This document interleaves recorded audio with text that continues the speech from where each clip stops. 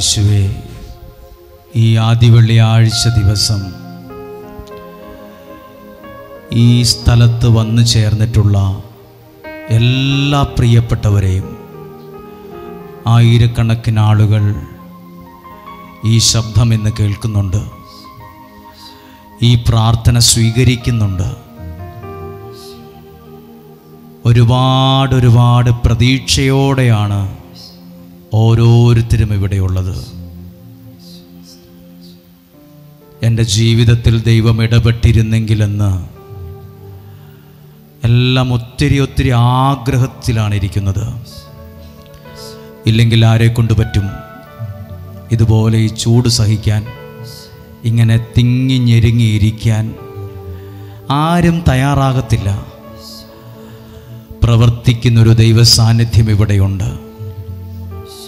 കർത്താവേ, 1-2 ദിവസങ്ങൾക്ക് മുമ്പ് യാത്ര പുറപ്പെട്ടവർ വരെ ഇതിനകത്തുണ്ട്.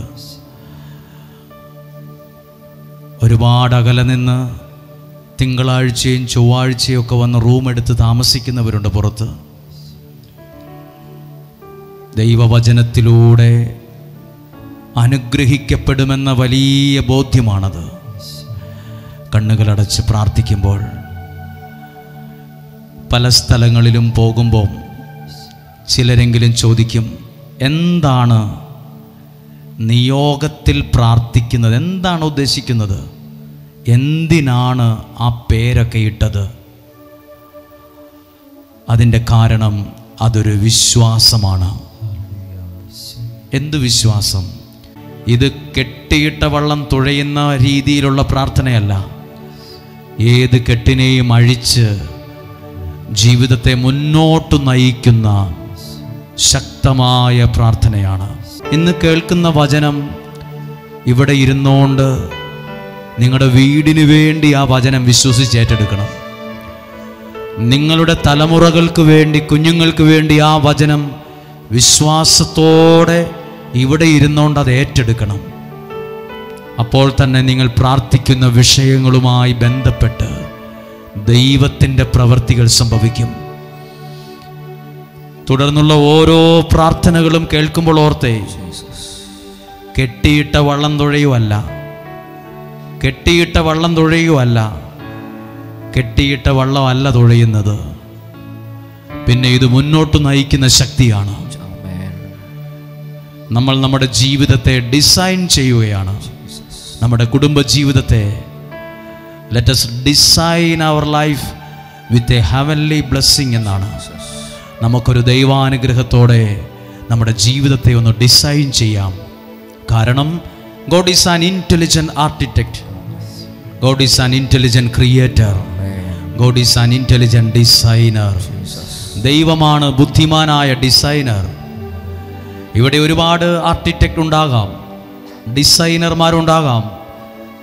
പക്ഷേ വചനം പറയുന്നത്, വിശ്വാസം പറയുന്നത്, ദൈവമാണ് ബുദ്ധിമാനായ കലാകാരൻ, designer. God is an intelligent architect. Amen. God is an intelligent designer. Hallelujah. Intelligent creator. അതുകൊണ്ടാണ് പറഞ്ഞത്, let us design our life with a heavenly blessing. ഒരു നല്ല ദൈവാനുഗ്രഹത്തോടെ നമ്മുടെ ജീവിതത്തെ ഒന്ന് ഡിസൈൻ ചെയ്യാം.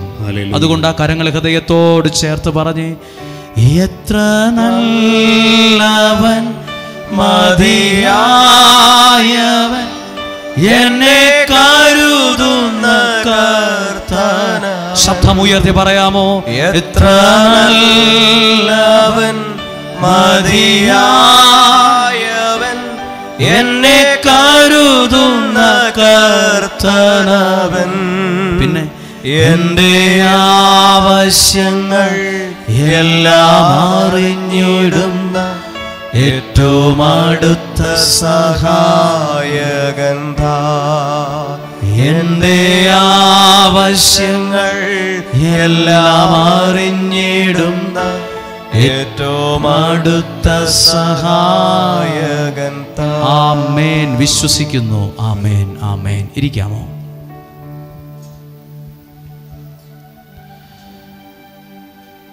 ഹല്ലേലൂയ, ഹല്ലേലൂയ. പ്രിയപ്പെട്ടവരെ, ഇന്ന് ആദ്യ വെള്ളിയാഴ്ച ദിവസമാണ്. ധാരാളം ദൈവാനുഗ്രഹങ്ങൾ ജീവിതത്തിൽ ദൈവം കൈമാറുന്ന സമയമാണ്. ഒരുപാട് പ്രതീക്ഷയോടെ പ്രാർത്ഥനയോടെ ദൈവത്തിൻ്റെ വചനത്തിൻ്റെ മുമ്പിൽ നിൽക്കുകയാണ്. പ്രാർത്ഥനയോടെ നിൽക്കുമ്പോൾ ഒരു പ്രത്യേകതയുണ്ട്. അതൊരു അനുഗ്രഹത്തെ വിളിച്ചു വരുത്തുന്ന പ്രാർത്ഥനയാണ്. ഞങ്ങൾ ധ്യാനത്തിനായിട്ട് പോയപ്പോൾ അവിടുത്തെ പള്ളിയിലെ അച്ഛൻ നന്ദി പറഞ്ഞ സമയത്ത് ഒരു വാക്ക് പറഞ്ഞുകൊണ്ടാണ് നന്ദി പറഞ്ഞത്. ആ വാക്ക് ഇങ്ങനെയാണ്: ദൈവത്തിൽ നിന്ന് അനുഗ്രഹങ്ങളെ മേടിച്ചെടുക്കാൻ ചിലരെ ദൈവം നിയോഗിക്കും. എല്ലാവർക്കും അത് പറ്റത്തില്ല. എല്ലാവർക്കും ദൈവസന്നിധിയിൽ കയറി ദൈവത്തിൽ നിന്നുള്ള അനുഗ്രഹത്തെ മേടിച്ചെടുക്കാൻ പറ്റത്തില്ല. അതിനുവേണ്ടി ദൈവം ചിലരെ നിയോഗിക്കും. അതിൻ്റെ യോഗ്യത എന്താ നമുക്കറിയത്തില്ല. പക്ഷെ ദൈവം ചിലരെ നിയോഗിക്കും. അവരാണ് നമുക്ക് വേണ്ടി പ്രാർത്ഥിച്ച് ചില നന്മകളെ നമ്മുടെ ജീവിതത്തിലേക്ക് കൈമാറുന്നത്. ശരിക്കും ഒരു അനുഗ്രഹത്തെ കൈമാറുന്ന സമയമാണിത്. അപ്പോൾ എന്നെ അച്ഛൻ പറഞ്ഞത്, ദൈവത്തിൽ നിന്ന് അനുഗ്രഹങ്ങളെ മേടിച്ചെടുക്കാൻ ദൈവം നിർത്തിയിരിക്കുന്ന ഒരാളെന്ന വിധത്തിലാണ് അച്ഛനെന്ന് എനിക്ക് നന്ദി പറഞ്ഞത്. ഞാൻ തിരിച്ചു പോന്ന് ഇവിടെ വന്ന് എൻ്റെ മുറിയിൽ വന്നപ്പോൾ ഞാൻ ആ വാക്ക് ഡയറിയിൽ എഴുതി വെച്ച്, ആ വാക്ക് ദൈവത്തിൽ നിന്ന് നന്മകളെ മേടിച്ചു തരാൻ ആരെങ്കിലുമൊക്കെ വേണം. പഴയ കാലം തൊട്ട് അങ്ങനെ ആൾക്കാരുണ്ട്. ഇസ്രായേൽ ജനത്തിന് ഒരു യുദ്ധം നേരിട്ടപ്പോൾ മോശയാണ് മലമുകളിൽ കയറി കൈ വിരിച്ചു പിടിച്ച് ആ ജനത്തിനൊരു വിജയത്തെ മേടിച്ചു കൊടുത്തത്. നിങ്ങളും അങ്ങനെയുള്ള ചിലരാണ്. നിങ്ങളുടെ വീടിന് വേണ്ടി ഇവിടെ ഇരുന്ന് വചനം കേൾക്കുമ്പം നിങ്ങളുടെ വീട്ടിലേക്ക് വേണ്ട നന്മകളെ ദൈവം നിങ്ങളുടെ കരങ്ങളിൽ ഏൽപ്പിക്കും. നിങ്ങൾക്കുള്ള ചില നന്മകളെ ദൈവം എൻ്റെ കയ്യിൽ തരും. അല്ലെങ്കിൽ എനിക്ക് വേണ്ടി പ്രാർത്ഥിക്കാൻ നിയോഗിച്ചവരുടെ കയ്യിൽ തരും. അവരാണ് നമുക്ക് ചിലതൊക്കെ ദൈവത്തിൽ നിന്ന് മേടിച്ച് നമ്മുടെ കയ്യിലോട്ട്, നമ്മുടെ തലയിൽ, അതൊക്കെ നമ്മുടെ ജീവിതത്തിൽ അത് ചേർത്ത് തരും. അപ്പോൾ ഈ സ്ഥലത്തിന് എന്താ പ്രത്യേകത എന്ന് ചോദിച്ചാൽ, അനേകരുടെ പ്രാർത്ഥനയ്ക്ക് മറുപടി ദൈവം കൊടുക്കുന്ന സ്ഥലമാണ്. ഇന്നലെയും ഇന്നുമായി ഇവിടെ വന്നിട്ടുള്ള ആയിരക്കണക്കിന് ആളുകളുണ്ട്. കൽക്കുരിശിൽ എണ്ണയൊഴിച്ച് പ്രാർത്ഥിച്ചവർ, നിയോഗം എഴുതിക്കൊടുത്തവർ, പ്രാർത്ഥന ചോദിച്ചവർ, ഇതെല്ലാം നിങ്ങളിലേക്ക് ഒരു അനുഗ്രഹത്തെ കൈമാറുന്ന സമയമാണ്. കെട്ടിയിട്ട ഒരു വള്ളമല്ല തുഴഞ്ഞുകൊണ്ടിരിക്കുന്നത്. കെട്ടിയിട്ട വള്ളം ഇന്ന് തുഴയാൻ തുടങ്ങി നാളെ നേരം വെളുക്കുന്നവരെ ആയാലും ഒന്നും എങ്ങോട്ടും പോകത്തില്ല. കെട്ടിയിട്ട വള്ളമല്ല തുഴയുന്നത്. കെട്ടില്ലാത്തൊരു വള്ളം തുഴഞ്ഞാൽ അത് ലക്ഷ്യത്തിലേക്ക് പോയിക്കൊണ്ടിരിക്കും. ഇതുപോലെ ഈ പ്രാർത്ഥന നിങ്ങളെ എത്തേണ്ടിടത്ത് എത്തിക്കാൻ സഹായിക്കുന്ന ഒന്നാണ്. എത്തേണ്ടിടത്ത് എന്നെയും നിങ്ങളെയും എത്തിക്കുന്നത് ദൈവമാണ്. ഒരുപാട് പേരുടെ പരാതിയുണ്ട്. അവരൊക്കെ ഓരോ സ്ഥലത്തെത്തി. ആ വീട്ടിലെ ആ പിള്ളേരൊക്കെ രക്ഷപ്പെട്ടു പോയി. എൻ്റെ പിള്ളേർക്ക് എവിടെ എത്താൻ പറ്റിയില്ല, എവിടെ രക്ഷപ്പെടാൻ പറ്റിയില്ല. ഈ വാക്ക് ശ്രദ്ധിച്ച്, നമ്മൾ എത്ര പരിശ്രമിച്ചു എന്നൊക്കെ പറഞ്ഞാലും ചിലപ്പോൾ എത്തേണ്ടിടത്ത് എത്താൻ പറ്റിയെന്ന് വരില്ല. എന്നാൽ നിൻ്റെ മേലൊരു പ്രാർത്ഥന കിട്ടുമ്പോൾ, നിൻ്റെ മേൽ പ്രാർത്ഥിച്ചു വരുന്ന ഒരു അനുഗ്രഹം വരുമ്പോൾ, ആ അനുഗ്രഹത്തിൻ്റെ ബലത്തിൽ നീ എത്തേണ്ടിടത്ത് എത്താൻ തുടങ്ങും. ഹല്ലേലൂയ. ഒരുപാട് പേരെ ദൈവം എത്തേണ്ടിടത്ത് എത്തിച്ചിട്ടുണ്ട് പ്രാർത്ഥിച്ചിട്ട്. ഇവിടെ വന്ന് പ്രാർത്ഥിക്കുന്ന ചിലർ ഒരനുഗ്രഹവും കിട്ടാത്തതുകൊണ്ട് പ്രാർത്ഥന നിർത്തിയ സമയമുണ്ട്. ഇനി ഞാൻ അങ്ങോട്ട് പോകുന്നില്ല, അവിടെ ഞാൻ പ്രാർത്ഥിക്കാൻ പോകുന്നില്ല. എന്നോട് അവർ ഒരു മെസ്സേജിലൂടെ പറഞ്ഞു, ഞങ്ങളിനി വരത്തില്ല. കുറച്ച് ദിവസം കഴിഞ്ഞ് അവർ വീണ്ടും പ്രാർത്ഥിക്കാൻ വന്നു. അപ്പോൾ ചോദിച്ചു, നിങ്ങളല്ലേ പറഞ്ഞത്? അല്ല, ഞങ്ങളുടെ മനസ്സിൽ തോന്നുക പ്രാർത്ഥിക്കണമെന്ന്, അതുകൊണ്ട് വന്നതാണ്. അവർക്കിന്ന് കടലും കരയും കിടന്ന് ഓരോ രാജ്യങ്ങളിലെത്തി. പ്രാർത്ഥനയ്ക്ക് ഉത്തരം കിട്ടാത്തതുകൊണ്ട് ബൈബിൾ എറിഞ്ഞു കളഞ്ഞ ഒരാളെ എനിക്കറിയാം. ബൈബിൾ അവിടെ എടുത്തെറിഞ്ഞു. ഞാൻ വായിക്കത്തില്ലെന്നൊക്കെ ഒരു ദേഷ്യത്തിൽ പറഞ്ഞു. അതൊക്കെ ഒരു ദേഷ്യത്തിലൊക്കെ ചെയ്യുന്നതാ, ഉള്ളിൽ നിന്ന് ചെയ്യുന്നതല്ല, വിഷമം കൊണ്ടൊക്കെ ചെയ്യുന്നതാ. പക്ഷെ എന്നാലും വീണ്ടും പ്രാർത്ഥിച്ചപ്പോൾ ദൈവം അവരുടെ ജീവിതത്തിൻ്റെ മുമ്പിലുള്ള വഴികളെ തുറന്ന് അവരെ എത്തേണ്ടിടത്ത് എത്തിക്കാൻ തുടങ്ങി. എത്തേണ്ടിടത്ത് എത്തിക്കുന്നൊരു ദൈവം ഉണ്ടെന്ന് വിശ്വസിച്ചേ. എത്തേണ്ടിടത്ത് നിങ്ങളെ, നിങ്ങളുടെ മക്കളെ, നിങ്ങളുടെ സ്വപ്നങ്ങളെ ഒക്കെ എത്തേണ്ടിടത്ത് എത്തിക്കുന്നൊരു ദൈവമുണ്ട്. പ്രിയപ്പെട്ടവരെ, ഞാൻ ഒരു സമയത്ത് ഇങ്ങനെ വട്ടത്തിൽ നിന്ന് കുറച്ച് പേര് കൂടി പ്രാർത്ഥിക്കുവാണ്. പ്രാർത്ഥിച്ച് അവരെ ശുശ്രൂഷയ്ക്ക് വിടുവാണ്. അപ്പോൾ പ്രാർത്ഥനയുടെ സമയത്ത് ഒരു വാക്ക് മനസ്സിൽ വന്നു, ദൈവത്തിൻ്റെ സ്നേഹത്തെക്കുറിച്ച്. അതിനകത്ത് ഈ വാക്ക് പറഞ്ഞ് ഞാൻ പിന്നീട് ചിന്തിച്ചത് ഇങ്ങനെയാണ്: നിങ്ങൾക്ക് താമസിക്കാൻ കൊള്ളാവുന്ന അത്യാവശ്യമെങ്കിലും സൗകര്യമുള്ള ഒരു വീടുണ്ടോ? അത് ദൈവം നിങ്ങളെ സ്നേഹിച്ച സ്നേഹമാണ് ആ വീട്. ആമേൻ.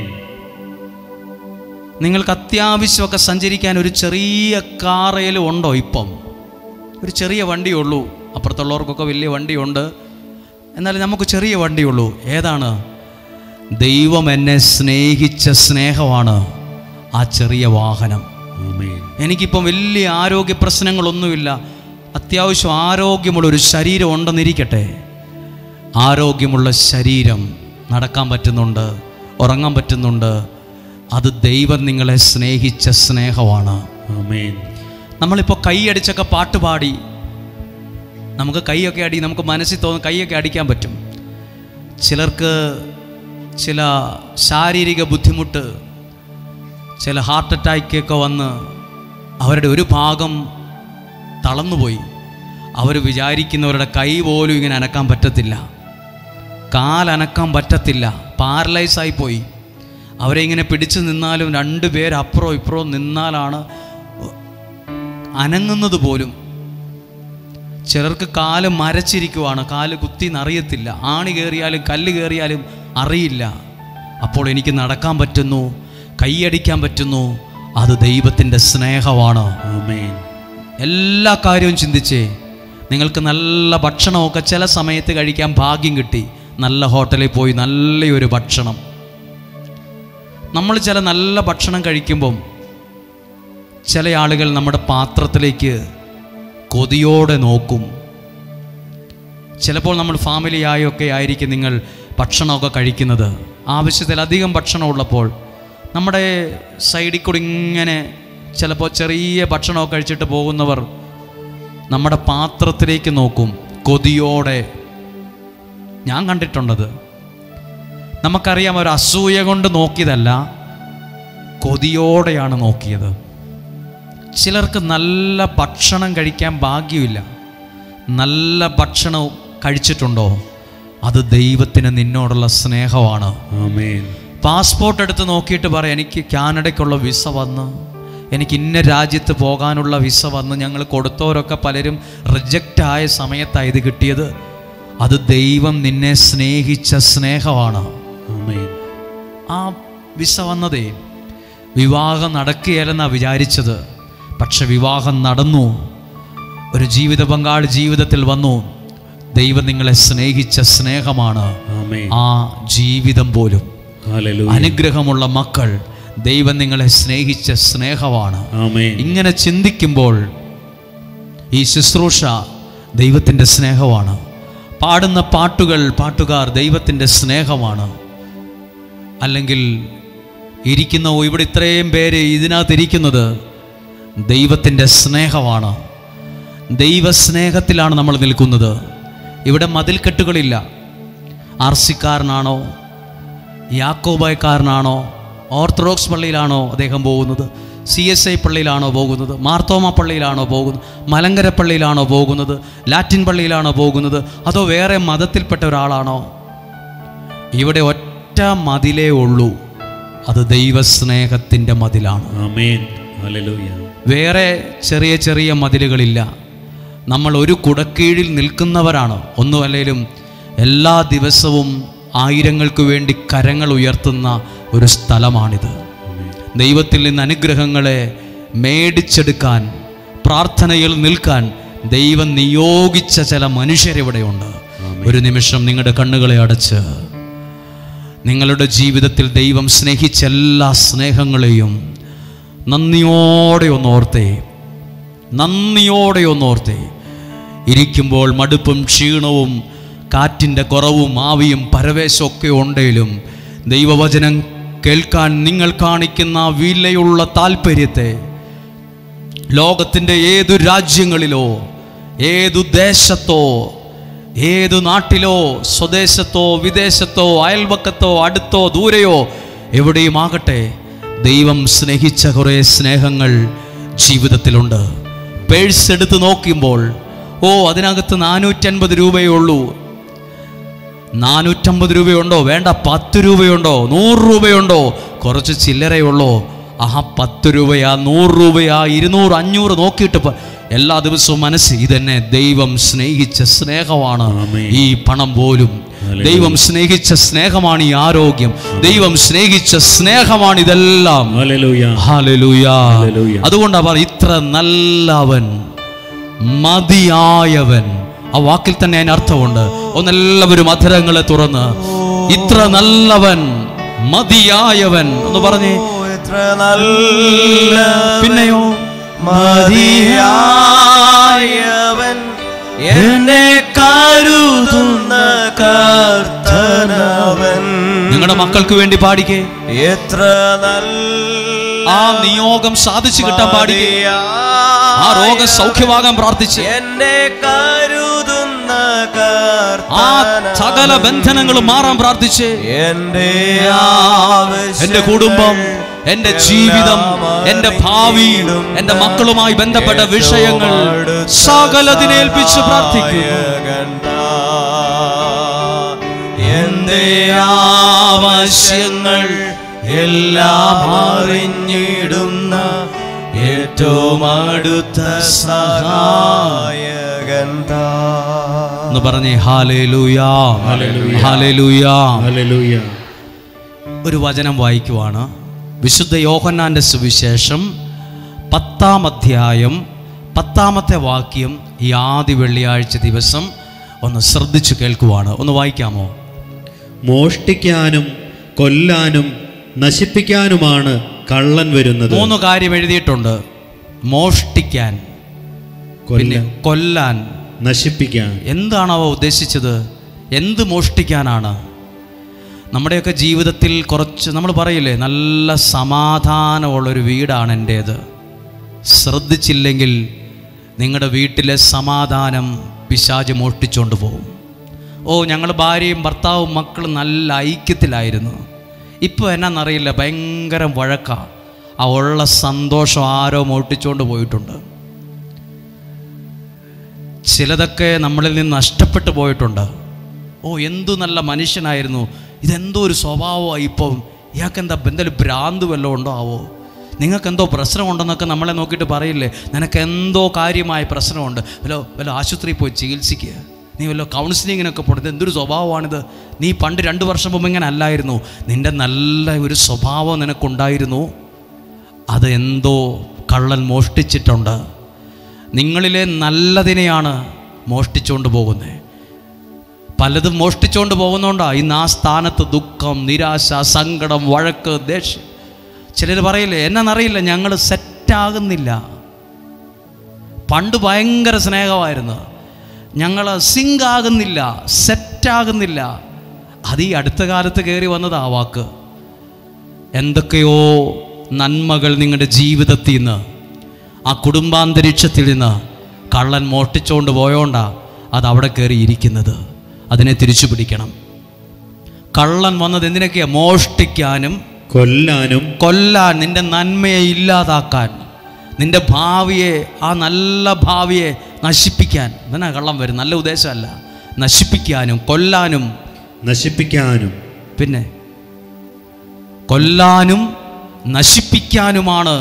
അടുത്ത വാക്യം എഴുതിയിരിക്കുവാണ്, ഞാൻ വന്നിരിക്കുന്നത് അവർക്ക് ജീവനുണ്ടാകാനും. 2 വാക്കുണ്ട്, ജീവനുണ്ടാകാനും, അത് സമൃദ്ധമായി. ഏത്? ആ ജീവൻ അത് നിങ്ങളിൽ കുറച്ച് 1/2 കിലോ പോരാ, 1 ലിറ്ററും പോരാ.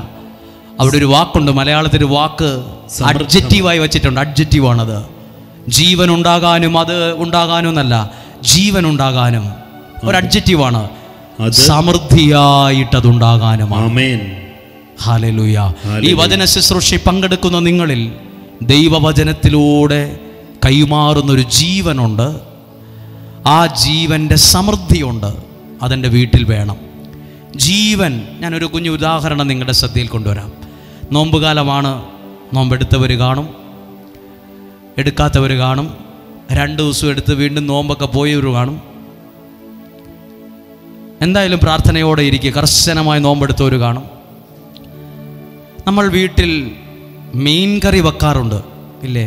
ഇപ്പോൾ വെക്കാറുണ്ടായിരിക്കും, എപ്പോഴും വെക്കാറുണ്ട്.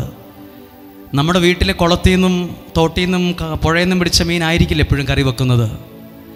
കടലിൽ നിന്ന് പിടിച്ച മീനാണ്. അതാണ് ജീപ്പിനും ബൈക്കിനും ഒക്കെയായി നമ്മുടെ വീട്ടുമുറ്റത്ത് ഓരോരുത്തർ കൊണ്ടുവന്നത്, അല്ലെ മാർക്കറ്റിൽ നിന്ന് മേടിച്ചത്. ഈ മീൻ, കടലിൽ നിന്ന് പിടിച്ച മീൻ മുട്ട വിരിഞ്ഞ് വീണത് തന്നെ ഉപ്പുവെള്ളത്തിലാണ്. ആയുഷ്കാലം മുഴുവൻ കിടന്നത് ഉപ്പുവെള്ളത്തിലാണ്. ആണോ? ഉപ്പുവെള്ളത്തിലാണ് മീൻ കിടക്കുന്നത്. പക്ഷെ അതിനെ ഉപ്പുവെള്ളത്തിൽ ജനിച്ച് ജീവിച്ച ഒരു മത്സ്യം ഇവിടെ നമ്മുടെ വീട്ടിൽ വന്ന് കറി വെക്കാനെടുത്ത് വെട്ടി തേച്ച് കഴുകി മുറിച്ച് പാത്രത്തിലാക്കുമ്പോൾ കടയിൽ നിന്ന് മേടിച്ചു കൊണ്ടുവന്ന ഉപ്പ് വീണ്ടും അതിനകത്തിടുന്നത് എന്തിനാ? അല്ല, ഈ മീൻ ജനിച്ച് ജീവിച്ചത് മുഴുവൻ ഉപ്പുവെള്ളത്തിലല്ലേ? എന്നിട്ട് ഇതിൻ്റെ മാംസത്തിൽ അല്പം പോലും ഉപ്പ് പിടിച്ചില്ലേ? എന്ത് ഇത്രയും നാൾ ഈ വെള്ളത്തിൽ കിടന്നിട്ടും ആ വെള്ളത്തിൻ്റെ ഒരു ഉപ്പ് രസം അതിൻ്റെ മാംസത്തിൽ വന്നിട്ടില്ല? മാംസത്തിന് പച്ച രുചിയാണ്. ഉപ്പിടുമ്പോഴാണ് അതിൻ്റെ രുചി. ആ മത്സ്യം നമ്മൾ ഭക്ഷിക്കാൻ വറുത്താലും കറി വെച്ചാലും ഉപ്പ് ചേർക്കുന്നത് എന്തിനാണ്? അല്ല, ഇത് കടൽ വെള്ളത്തിലല്ലേ കിടന്നത്? അത് മത്തിയായാലും അയലയായാലും ഏത് മത്സ്യമായ കടൽ മത്സ്യമായാലും അത് ഉപ്പുവെള്ളത്തിലാണ് കിടന്നത്. ശ്രദ്ധിച്ച് കേട്ടേ, ഉപ്പുവെള്ളത്തിൽ കിടക്കുന്ന മത്സ്യത്തിന് ജീവനുണ്ട്. ജീവൻ. ആ ജീവൻ ഉള്ളിടത്തോളം കാലം ഉപ്പുവെള്ളമാകുന്ന വലിയ ലോകത്തിൽ കിടന്നാലും ഒന്നും അതിനകത്ത് കയറിയല്ല. അതിൻ്റെ തൊലിപ്പുറത്ത് മാത്രമേ ആ ഉപ്പുള്ളൂ. ആ ഉപ്പിൻ്റെ ആ വെള്ളമയമുള്ളൂ. അതിൻ്റെ മാംസത്തിൽ കയറത്തില്ല. ഒറ്റ റീസണേ ഉള്ളൂ, അതിനകത്ത് ജീവനുണ്ട് ആ മത്സ്യത്തിന്. എന്നാൽ എന്നാണോ ആ ജീവൻ അതിനെ പിടിച്ച് ആ ജീവൻ നഷ്ടപ്പെടുന്നത്, അതിനെ പാത്രത്തിൽ ചട്ടിക്കകത്ത് നമ്മുടെ വീട്ടിൽ കടയിൽ നിന്ന് മേടിച്ചുകൊണ്ട് വന്ന 2 സ്പൂൺ ഉപ്പിട്ടാലും ഒരു മണിക്കൂറുകൾ കുറച്ച് കഴിയുമ്പം അതിൻ്റെ മാംസത്തിൽ ഉപ്പ് കയറി ഉപ്പ് പിടിക്കും അതിനെ. നമ്മൾ പറയില്ലേ, നാളെ മീൻകറിയാ ഇന്നേ അങ്ങ് വെച്ചേരെ, ഉപ്പും പുളിയും പിടിക്കട്ടെ എന്ന് പറയില്ലേ? കടലിൽ ആയുസ് മുഴുവൻ കിടന്നിട്ട് ഒട്ടും ഉപ്പ് പിടിച്ചിട്ടില്ലാത്തതാണോ ഒരു നിശ്ചിത മണിക്കൂർ കൊണ്ട് ഉപ്പ് പിടിക്കുന്നത്? ജീവൻ പോകുമ്പം കയറി പിടിക്കൂ ഇതെല്ലാം. എന്താണ് ആ ജീവൻ? മനസ്സിലാകാൻ വേണ്ടി പറഞ്ഞതാണ്. ദൈവവചനത്തിലൂടെ നിനക്ക് കിട്ടുന്നൊരു ജീവനുണ്ട്. ആ ജീവൻ നിന്റെ അകത്തുള്ളിടത്തോളം കാലം ഒന്നും നിന്നെ ഉപദ്രവിക്കത്തില്ല. ആ ജീവൻ ഉള്ളിടത്തോളം കാലം ഒരു വേണ്ടാത്ത കൂട്ടുകെട്ടിലും ഒരാളും പോയി പെടത്തില്ല. ഒരാൾക്ക് നിന്നെ ചതിക്കാൻ പറ്റത്തില്ല. ഒരാൾക്ക് നിന്നെ നശിപ്പിക്കാൻ പറ്റത്തില്ല. കാരണം പരിശുദ്ധാത്മാവിൻ്റെ ഒരു ജീവൻ നിനക്കുണ്ട്. ദൈവത്തിൻ്റെ ഒരു ജീവൻ നിന്റെ അകത്തുണ്ട്. ഇത് ഈ മേഖലയിൽ നിൽക്കുന്നവൻ അത് പിടികിട്ടും. നിങ്ങളുടെ കുഞ്ഞുങ്ങൾ, അതാ പറഞ്ഞു, ഇന്ന് കേൾക്കുന്ന വചനം നിങ്ങളുടെ മക്കൾക്ക് വേണ്ടി കൂടി മേടിച്ചെടുക്കണം. ഞാൻ എൻ്റെ അങ്ങ് ദൂരെ കടലിനക്കരെ ആയിരിക്കുന്ന എൻ്റെ മകളൊക്കെ ആ രാജ്യത്താണ്. ഞാൻ എൻ്റെ മകൾക്ക് വേണ്ടി മകന് വേണ്ടി ഈ വചനത്തെ സ്വീകരിക്കുന്നു. ഈ ജീവൻ അവർക്ക് ലഭിക്കണം. ഈ ജീവൻ നിങ്ങളുടെ ജീവിതത്തിൽ വേണം. ഇപ്പം ഒത്തിരി പേര് പറയില്ലേ, എൻ്റെ മകന് എന്തോ ഒരു കൂട്ടുകെട്ട് കൂടി, എൻ്റെ മകൾക്കൊരു തെറ്റായ ബന്ധം വന്നു. ആ ജീവൻ ഇല്ലാത്തോണ്ടാണ് ഇതെല്ലാം കയറി ഉപദ്രവിക്കാൻ തുടങ്ങിയത്. അതുകൊണ്ട് ഉറപ്പ് വരുത്തണം ദൈവത്തിൻ്റെ ജീവൻ അവരിലുണ്ടെന്ന്. അങ്ങനെയുണ്ടെങ്കിൽ ഒരു കാര്യം ഉറപ്പാണ്, എവിടെയും പെട്ടുപോകുകയില്ല. അയ്യോ, എൻ്റെ മകൾ അവിടെ പെട്ടുപോയി, എൻ്റെ ജീവിതം അങ്ങനെ പെട്ടുകിടക്കുക, നിങ്ങൾ എനിക്ക് വേണ്ടി പ്രാർത്ഥിക്കണം. എൻ്റെ മകൾ ഒരു തെറ്റായ ബന്ധത്തിൽ പെട്ടുപോയി. എന്തുകൊണ്ടാണ് പെട്ടുപോയത്? ആ ജീവൻ ഇല്ലാത്തോണ്ടാ. അത് അവിടെ ചെന്ന് പെട്ടുപോകാൻ കാരണം. എന്തിനാണ് ഇങ്ങനെ വചനം കേൾക്കുന്നത്? എന്തിനാണ് ഇങ്ങനെ പ്രാർത്ഥിക്കുന്നത്? ഈ ജീവൻ നമ്മൾ പോലും അറിയാതെ അകത്തു വന്ന് നിറഞ്ഞുകൊണ്ടായിരിക്കുന്നത്. ദൈവവചനത്തിൻ്റെ ഒരു ജീവൻ, പരിശുദ്ധാത്മാവിൻ്റെ ജീവൻ, ദൈവശക്തി നിറയുന്ന ഒരു ജീവൻ, അത് നിങ്ങളിൽ ഇന്നുണ്ടാകാൻ പരിശുദ്ധാത്മാവ് ഇടവരുത്തുവാണ്. ഉപ്പ് പിടിക്കത്തില്ല, അതുപോലെ ഒന്നിലും പെട്ടുപോകത്തില്ല. ആ ജീവൻ ഇല്ലാത്തപ്പം ചെന്നിടത്തൊക്കെ പലർക്കും പേടിയുണ്ട്. എൻ്റെ മകൻ മദ്യത്തിലേക്ക് അതിൽ പെട്ടുപോകുമോ, മയക്കുമരുന്നിലേക്ക് പെട്ടുപോകുമോ? ഈ ജീവനുണ്ടോ, എന്തൊക്കെ എവിടൊക്കെ എന്തൊക്കെ നടന്നോട്ടെ, ആ ജീവനുള്ള ഒന്നിനും തോൽപ്പിക്കാൻ സാധ്യമല്ല. ഒന്ന് കരങ്ങളെ ഉയർത്തി വിശ്വാസത്തോടെ ഒന്ന് ഏറ്റെടുത്ത് പറഞ്ഞ് ഹല്ലേലൂയാ. ശബ്ദം ഉയർത്തി പറഞ്ഞ് ഹല്ലേലൂയാ, ഹല്ലേലൂയാ. ആ ജീവനെ കുറിച്ചാണ് പറഞ്ഞിരിക്കുന്നത്. യേശു പറഞ്ഞു, ഞാൻ വന്നിരിക്കുന്നത് അവർക്ക് ജീവൻ. ആ വാക്കുണ്ട്, ജീവൻ. ജീവൻ ഉണ്ടാകുവാനും അത് കുറച്ചു പോരാ, ഒരു ശകലം പോരത്. അത് എഴുതിയിട്ടൊരു മലയാള വാക്കുണ്ട്, സമൃദ്ധമായി. സമൃദ്ധമായ ആ ജീവൻ വേണം. ഹല്ലേലൂയാ. ആ ജീവൻ ഇന്ന് ഈ വചനത്തിലൂടെ നിങ്ങൾ കേട്ട് പ്രാർത്ഥിക്കുമ്പോൾ സംഭവിക്കട്ടെ. പ്രിയപ്പെട്ടവരെ, നമ്മളൊക്കെ ചിലപ്പോൾ നമുക്കൊക്കെ വണ്ടിയുണ്ട്, എന്നാലും നമ്മൾ ഇപ്പോൾ ഒരു സ്ഥലത്ത് ചെന്നിട്ട് നമ്മൾ ചെല്ലുവാന്നിരിക്കട്ടെ. നമ്മൾ ചെന്ന് ചോദിക്കുവാണ്, ഇനി എപ്പോഴാണ് അങ്ങോട്ടുള്ള ബസ്? അയ്യോ, 7:15 ഉണ്ടായിരുന്നല്ലോ, അത് പോയി. അയ്യോ പോയോ? അയ്യോ പോയി, നഷ്ടപ്പെട്ടു. 7:15 വണ്ടി പോയി. ഇനി നമ്മൾ എന്നാ ചെയ്യും? എല്ലാ വഴികളും അടഞ്ഞു. 7:15 വൈകുന്നേരത്തെ വണ്ടി പോയി. വിഷമിച്ച് നിൽക്കുമ്പം ആ ഡിപ്പോയിൽ നിന്ന് ഒരാൾ പറയും, നിങ്ങൾ വിഷമിക്കൊന്നും വേണ്ട, 8:30 ഒരെണ്ണം വരാനുണ്ട്. അത് പോയാലും പേടിക്കണ്ട, 9:15 ഒരെണ്ണമുണ്ട്. അതും പോയാലും പേടിക്കണ്ട, ദൂരെ നിന്നൊരു ബസ് 12 മണി 12:30 വരാനുണ്ട്. നിങ്ങൾ ധൈര്യമായിട്ടിരിക്കുക. ഇതുപോലെ തന്നെയാണ് നിങ്ങളോടും എനിക്ക് പറയാനുള്ളത്. ഈ ഡിപ്പോയിൽ എന്ന് പറയുവാണ്, എന്തെല്ലാം നഷ്ടപ്പെട്ടു പോയി. ഇനി എന്നാ ചെയ്യും? അടുത്തത് വരാനുണ്ട്. വേറൊരു അനുഗ്രഹം ജീവിതത്തിൽ വരാനുണ്ട്. അതാണ് സംശയിക്കാൻ എളുപ്പമാണ്, വിശ്വസിക്കാൻ ഇച്ചിരി പാടാണ്. സംശയിക്കാൻ എളുപ്പമാണ്, സംശയിക്കാൻ വളരെ എളുപ്പം. ആരും പറയണം, അന്നേരെ പെട്ടെന്ന് അങ്ങ് വിശ്വസിക്കും. സംശയമൊക്കെ പെട്ടെന്ന് ഏറ്റെടുക്കും. വിശ്വസിക്കാൻ ആ പാട്. ഈ വാക്കുകൾ നിങ്ങൾ എഴുതിയെടുക്കുന്നവർ എഴുതിയെടുക്കാം. തടസ്സവും കാലതാമസവും കാണുമ്പോൾ വഴി അടഞ്ഞു, വഴി തീർന്നു എന്നല്ല അതിൻ്റെ അർത്ഥം. ഒന്നും കൂടെ പറയാം. തടസ്സവും കാലതാമസവും കാണുമ്പോൾ, എന്തേലും ഒരു തടസ്സം വന്നു, അവിടെ നിന്ന് ഇങ്ങനെ ഒരു ഫോൺ വിളിച്ചപ്പോൾ ഇങ്ങനെയാ പറഞ്ഞത്, തടസ്സവും കാലതാമസവും കാണുമ്പോൾ വഴി അടഞ്ഞു, ജീവിതം തീർന്നു, ഭാവി പോയി എന്നല്ല എൻ്റെ അർത്ഥം. ഡിപ്പോ എന്ന് പറയില്ലേ? നിങ്ങൾ വിഷമിക്കേണ്ട സുഹൃത്തെ, 8:30 ഒരെണ്ണം വരാനുണ്ട്. വേറെ അത് പോക്കോട്ടെ, അത് പോയാലും പേടിക്കണ്ട. 9:30 ആകുമ്പോൾ അടുത്തൊരു ബസ്സുണ്ട്, നിങ്ങൾക്ക് ഇഷ്ടം പോലെ ഉണ്ട്. ഇനി 12:30 പോകട്ടെ, നിങ്ങൾ ഇച്ചിരി വെയിറ്റ് ചെയ്യാൻ തയ്യാറാണോ? 3 മണിക്ക് ഒരെണ്ണമുണ്ട്, 5 മണിക്കുണ്ട്, പിന്നെ 15 മിനിറ്റ് ഇടപെട്ട് ബസ്സുണ്ട് സുഹൃത്തെ. ടെൻഷൻ ആവണ്ടെന്ന് ഡിപ്പോയിൽ നിന്നാണ് പറഞ്ഞത്. നമ്മൾ ആഗ്രഹിച്ച പലതും ചിലപ്പോൾ നഷ്ടപ്പെട്ടു പോയി കാണും. അയ്യോ പോയി, വിഷമിക്കൊന്നും വേണ്ട, അതിനേക്കാൾ നല്ലത് വേറൊരെണ്ണം വരാനുണ്ട്. അതുകൊണ്ടാണ് പറഞ്ഞത്, വീണ്ടയറുന്നൊരു മൃഗമാണ് പശു. പശുവിന് നമ്മൾ ഇഷ്ടം പോലെ പുല്ല് കൊടുത്താൽ പശു ആ പുല്ലെല്ലാം വേഗത്തിൽ തിന്നും. കുറച്ച് കഴിയുമ്പോൾ, സമയം കിട്ടുമ്പോൾ അത് അവിടെ കിടക്കും. എന്നിട്ട് ആ തിന്നതൊക്കെയും വീണ്ടും എടുത്ത് ചവച്ചരയ്ക്കാൻ തുടങ്ങും. ഇതുപോലെ ഈ കേൾക്കുന്ന വചനം ഇപ്പോൾ കേട്ടാൽ പെട്ടെന്ന് ഇറക്കിക്കോ.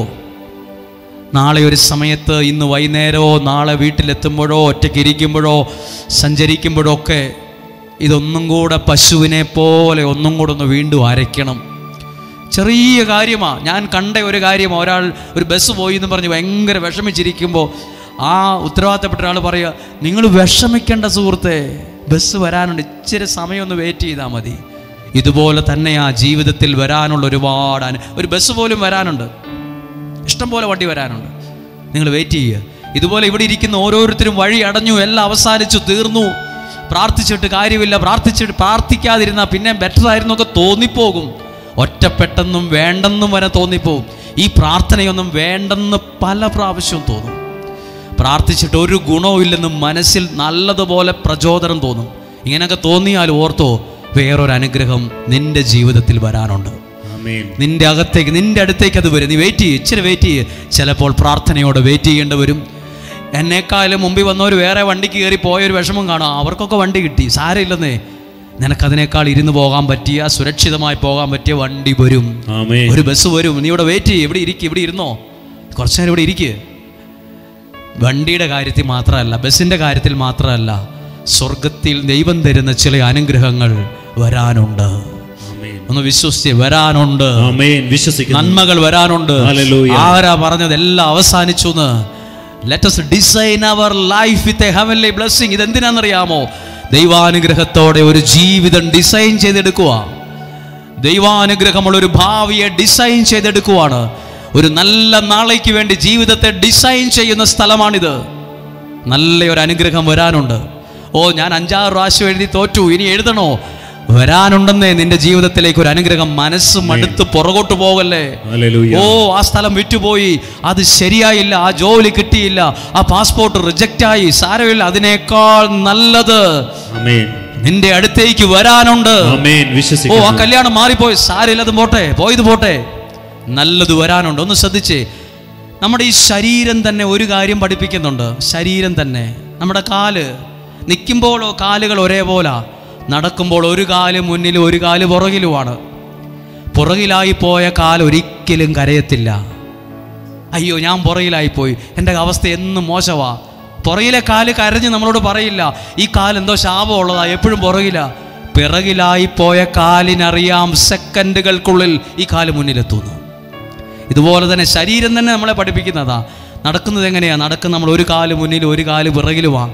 പിറകിലായി എപ്പോഴും ഒരു കാല് പുറകിലായി പോവും.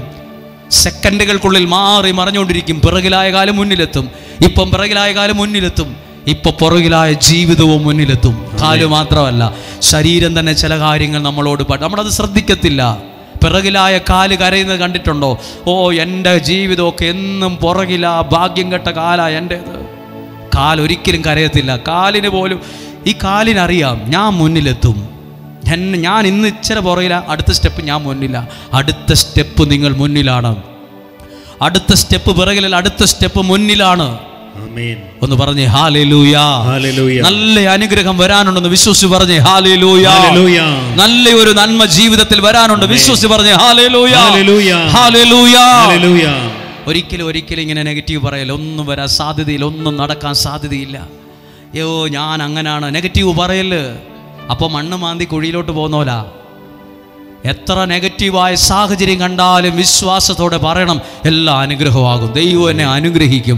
സ്വർഗത്തിലെ ദൈവം എന്നെ കൈപിടിച്ച് മുന്നോട്ട് നയിക്കുന്ന ഞാൻ വിശ്വസിക്കുന്നത് അതൊരു വിശ്വാസമാണ്. നീ മുന്നിലെത്തും. അതാണ് നിയോഗത്തിൽ പ്രാർത്ഥിക്കുന്നത്. എന്നോടൊരാൾ ചോദിച്ചു, അല്ല എന്താണ് ഈ പ്രാർത്ഥന? നിയോഗം എല്ലായിടത്തും ഉണ്ടല്ലോ, പിന്നെ നിങ്ങൾ എന്തിനാണ് നിയോഗം പ്രത്യേകിച്ച് എന്തൊക്കെയാന്ന് പറയുന്നത്? അതൊരു വിശ്വാസമാണ്, അതൊരു ബോധ്യമാണ്. അങ്ങനെ പ്രാർത്ഥിച്ചാൽ ദൈവത്തിൻ്റെ അത്ഭുതം നടക്കുമെന്ന ബോധ്യമാണ്. എന്തിനാണ് അവിടെ കൽക്കുരിശ് സ്ഥാപിച്ചത്? എന്തിനാണ് അതിൽ എണ്ണ ഒഴിച്ചത്? ഞങ്ങളിതെവിടെ ഞാൻ കണ്ടിട്ടില്ലല്ലോ. അതൊരു വിശ്വാസമാണ്. എന്തിനാണ് പേരെഴുതി കൊടുത്ത് നിയോഗം പ്രാർത്ഥിക്കാൻ ഏൽപ്പിക്കുന്നത്? അതൊരു വിശ്വാസമാണ്. ദൈവം അത്ഭുതം ചെയ്യുമെന്ന വിശ്വാസം, ദൈവം ഇടപെടുമെന്ന വിശ്വാസം. ഒന്ന് പറഞ്ഞേ ഹല്ലേലൂയ. ശബ്ദം ഉയർത്തി പറഞ്ഞേ ഹല്ലേലൂയ. ആ കരങ്ങളെ ഉയർത്തി വീശി പറഞ്ഞേ ഹല്ലേലൂയ. ജീസസ്. ആ കരങ്ങളെ ഹൃദയത്തോടൊന്ന് ചേർത്ത് വെച്ചേ. ഇതൊക്കെ പെട്ടെന്ന് മറന്നു പോകാതിരിക്കാൻ മനസ്സിലേക്കൊന്ന് പശുവിനെ പോലെ അതൊന്ന് വിഴുങ്ങ്. അത് പിന്നീട് വീണ്ടയറണം കേട്ടോ. ഇത് ഇവിടുന്ന് തിരിച്ചു പോകുമ്പോൾ നിങ്ങൾ ഓട്ടോറിക്ഷയിൽ പോകും, ബസ്സിൽ പോകും, ട്രെയിനിൽ പോകും, ഒക്കെ പോകും. ഇതൊന്നും മനസ്സ് ചിന്തിക്കണം. ഒരു ബസ്സിൻ്റെ കാര്യമായാൽ പോലും അങ്ങനെ. ഏഴേകാലിൻ്റെ ബസ് പോയി, അയ്യോ ബസ് പോയോ, ഇനി ഇല്ലേ? അപ്പം അപ്പുറത്ത് ഡിപ്പോയിൽ നിന്ന് പറയാ, ടെൻഷൻ ആവണ്ട സുഹൃത്തെ, 8:15 ഒരു ബസ് വരാനുണ്ടെന്ന്. അത് പോയാലും നിങ്ങൾ പേടിക്കണം, 9 മണിക്ക് വരാനുണ്ട്. പിന്നെ എപ്പോഴാണ് ഉണ്ടെന്ന് ഇഷ്ടം പോലെ, രാത്രി മുഴുവൻ ബസ്സാ. ധൈര്യമായിട്ടിരിക്കുക. അപ്പോഴാണ് നമ്മുടെ മുഖം തെളിയുന്നത്. ഞാൻ ഇവിടെ നിന്ന് വിളിച്ചു പറയുവാണ്, ആത്മാവിൽ നിങ്ങളോട് പറയുവാണ്, ഓ ആ അനുഗ്രഹം നഷ്ടമായല്ലോ, ആ ജോലി പോയല്ലോ, ഓ ആ കുടുംബജീവിതത്തിൽ സങ്കടം വന്നല്ലോ, നല്ലത് വരാനുണ്ടെന്ന് പറഞ്ഞേ. നല്ലത് വരാനുണ്ടെന്ന് വിശ്വസിക്കുന്നു ഞാൻ. നല്ലൊരു അനുഗ്രഹം ഒരു ജീവിതത്തിൽ, എൻ്റെ ജീവിതത്തിലേക്ക് വരാനുണ്ട്. ചില അത്ഭുതങ്ങൾ നിന്റെ ജീവിതത്തിൽ നടക്കാനുണ്ട്. മംഗളകരമായ കാര്യങ്ങൾ ജീവിതത്തിൽ സംഭവിക്കാനുണ്ട്. ഹല്ലേലൂയ. ഒന്ന് പറഞ്ഞേ ഹല്ലേലൂയ. ഒന്ന് പാടിക്കേ. ഇരുളേറും പാതയിൽ വഴിയേതെന്നറിയാതെ, മുന്നോട്ട് പോകേണ്ടത് എങ്ങനെയെന്നറിയാതെ കഷ്ടപ്പെടുന്നവരുണ്ട്. ഒന്ന് കണ്ണുകളെ അടച്ച് ഈ പാട്ടിൻ്റെ വരികൾ ശ്രദ്ധിക്കണം. വിളിച്ച ദൈവം വിശ്വസ്തനാണ്. അവൻ പാതി വഴിക്ക് നിന്നെ ഉപേക്ഷിക്കുകയില്ല. ഇരുളേറും പാതയിൽ വഴി ഏതെന്ന് അറിയത്തില്ല, ഇനി എന്നാ ചെയ്യണമെന്ന് അറിയത്തില്ല. ഓ, അത് ശരിയാകാതെ പോയി, ഇത് കിട്ടാതെ വന്നു, അവിടുന്ന് ഫോൺ വന്നു, ഇവിടുന്ന് മെയിൽ വന്നു, വാട്സപ്പ് മെസ്സേജ് വന്നു, അങ്ങനെയാണ് ഇങ്ങനെയാണ്. അല്ല, നിനക്കൊരു അനുഗ്രഹത്തെ ദൈവം ഒരുക്കുന്നുണ്ട്. ഒരു നന്മയെ ദൈവം അയക്കുന്നുണ്ട് ജീവിതത്തിലേക്ക്.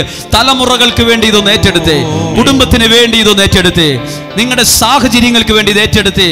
ഒരാളും തകർന്നു പോകുകയില്ല, ഒരാളും നഷ്ടപ്പെട്ടു പോവുകയില്ല. ഒന്ന് ചേർന്ന് ശബ്ദമുയർത്തി ഹല്ലേലൂയ, ശബ്ദമുയർത്തി പറഞ്ഞേ ഹല്ലേലൂയ. ഈ വചനം കേൾക്കുമ്പോൾ ഒരു വചനം നിങ്ങളുടെ ശ്രദ്ധയിൽ കൊണ്ടുവരാം, പ്രാർത്ഥിക്കാൻ. യെശയ്യാ പ്രവാചകന്റെ പുസ്തകം 32-ാം അധ്യായം 14-ാമത്തെ വാക്യം ഒന്ന് വായിക്കുവാണ്. അവിടെ എഴുതിയിരിക്കുന്നത് 14-15 വാക്യം ഒരു ഹൈഫനിട്ട് ഒരുമിച്ച് എഴുതിയിരിക്കുന്നത്.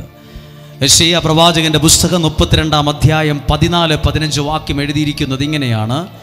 ഉന്നതത്തിൽ നിന്ന് നമ്മുടെ മേൽ ആത്മാവ് വർഷിക്കപ്പെടും.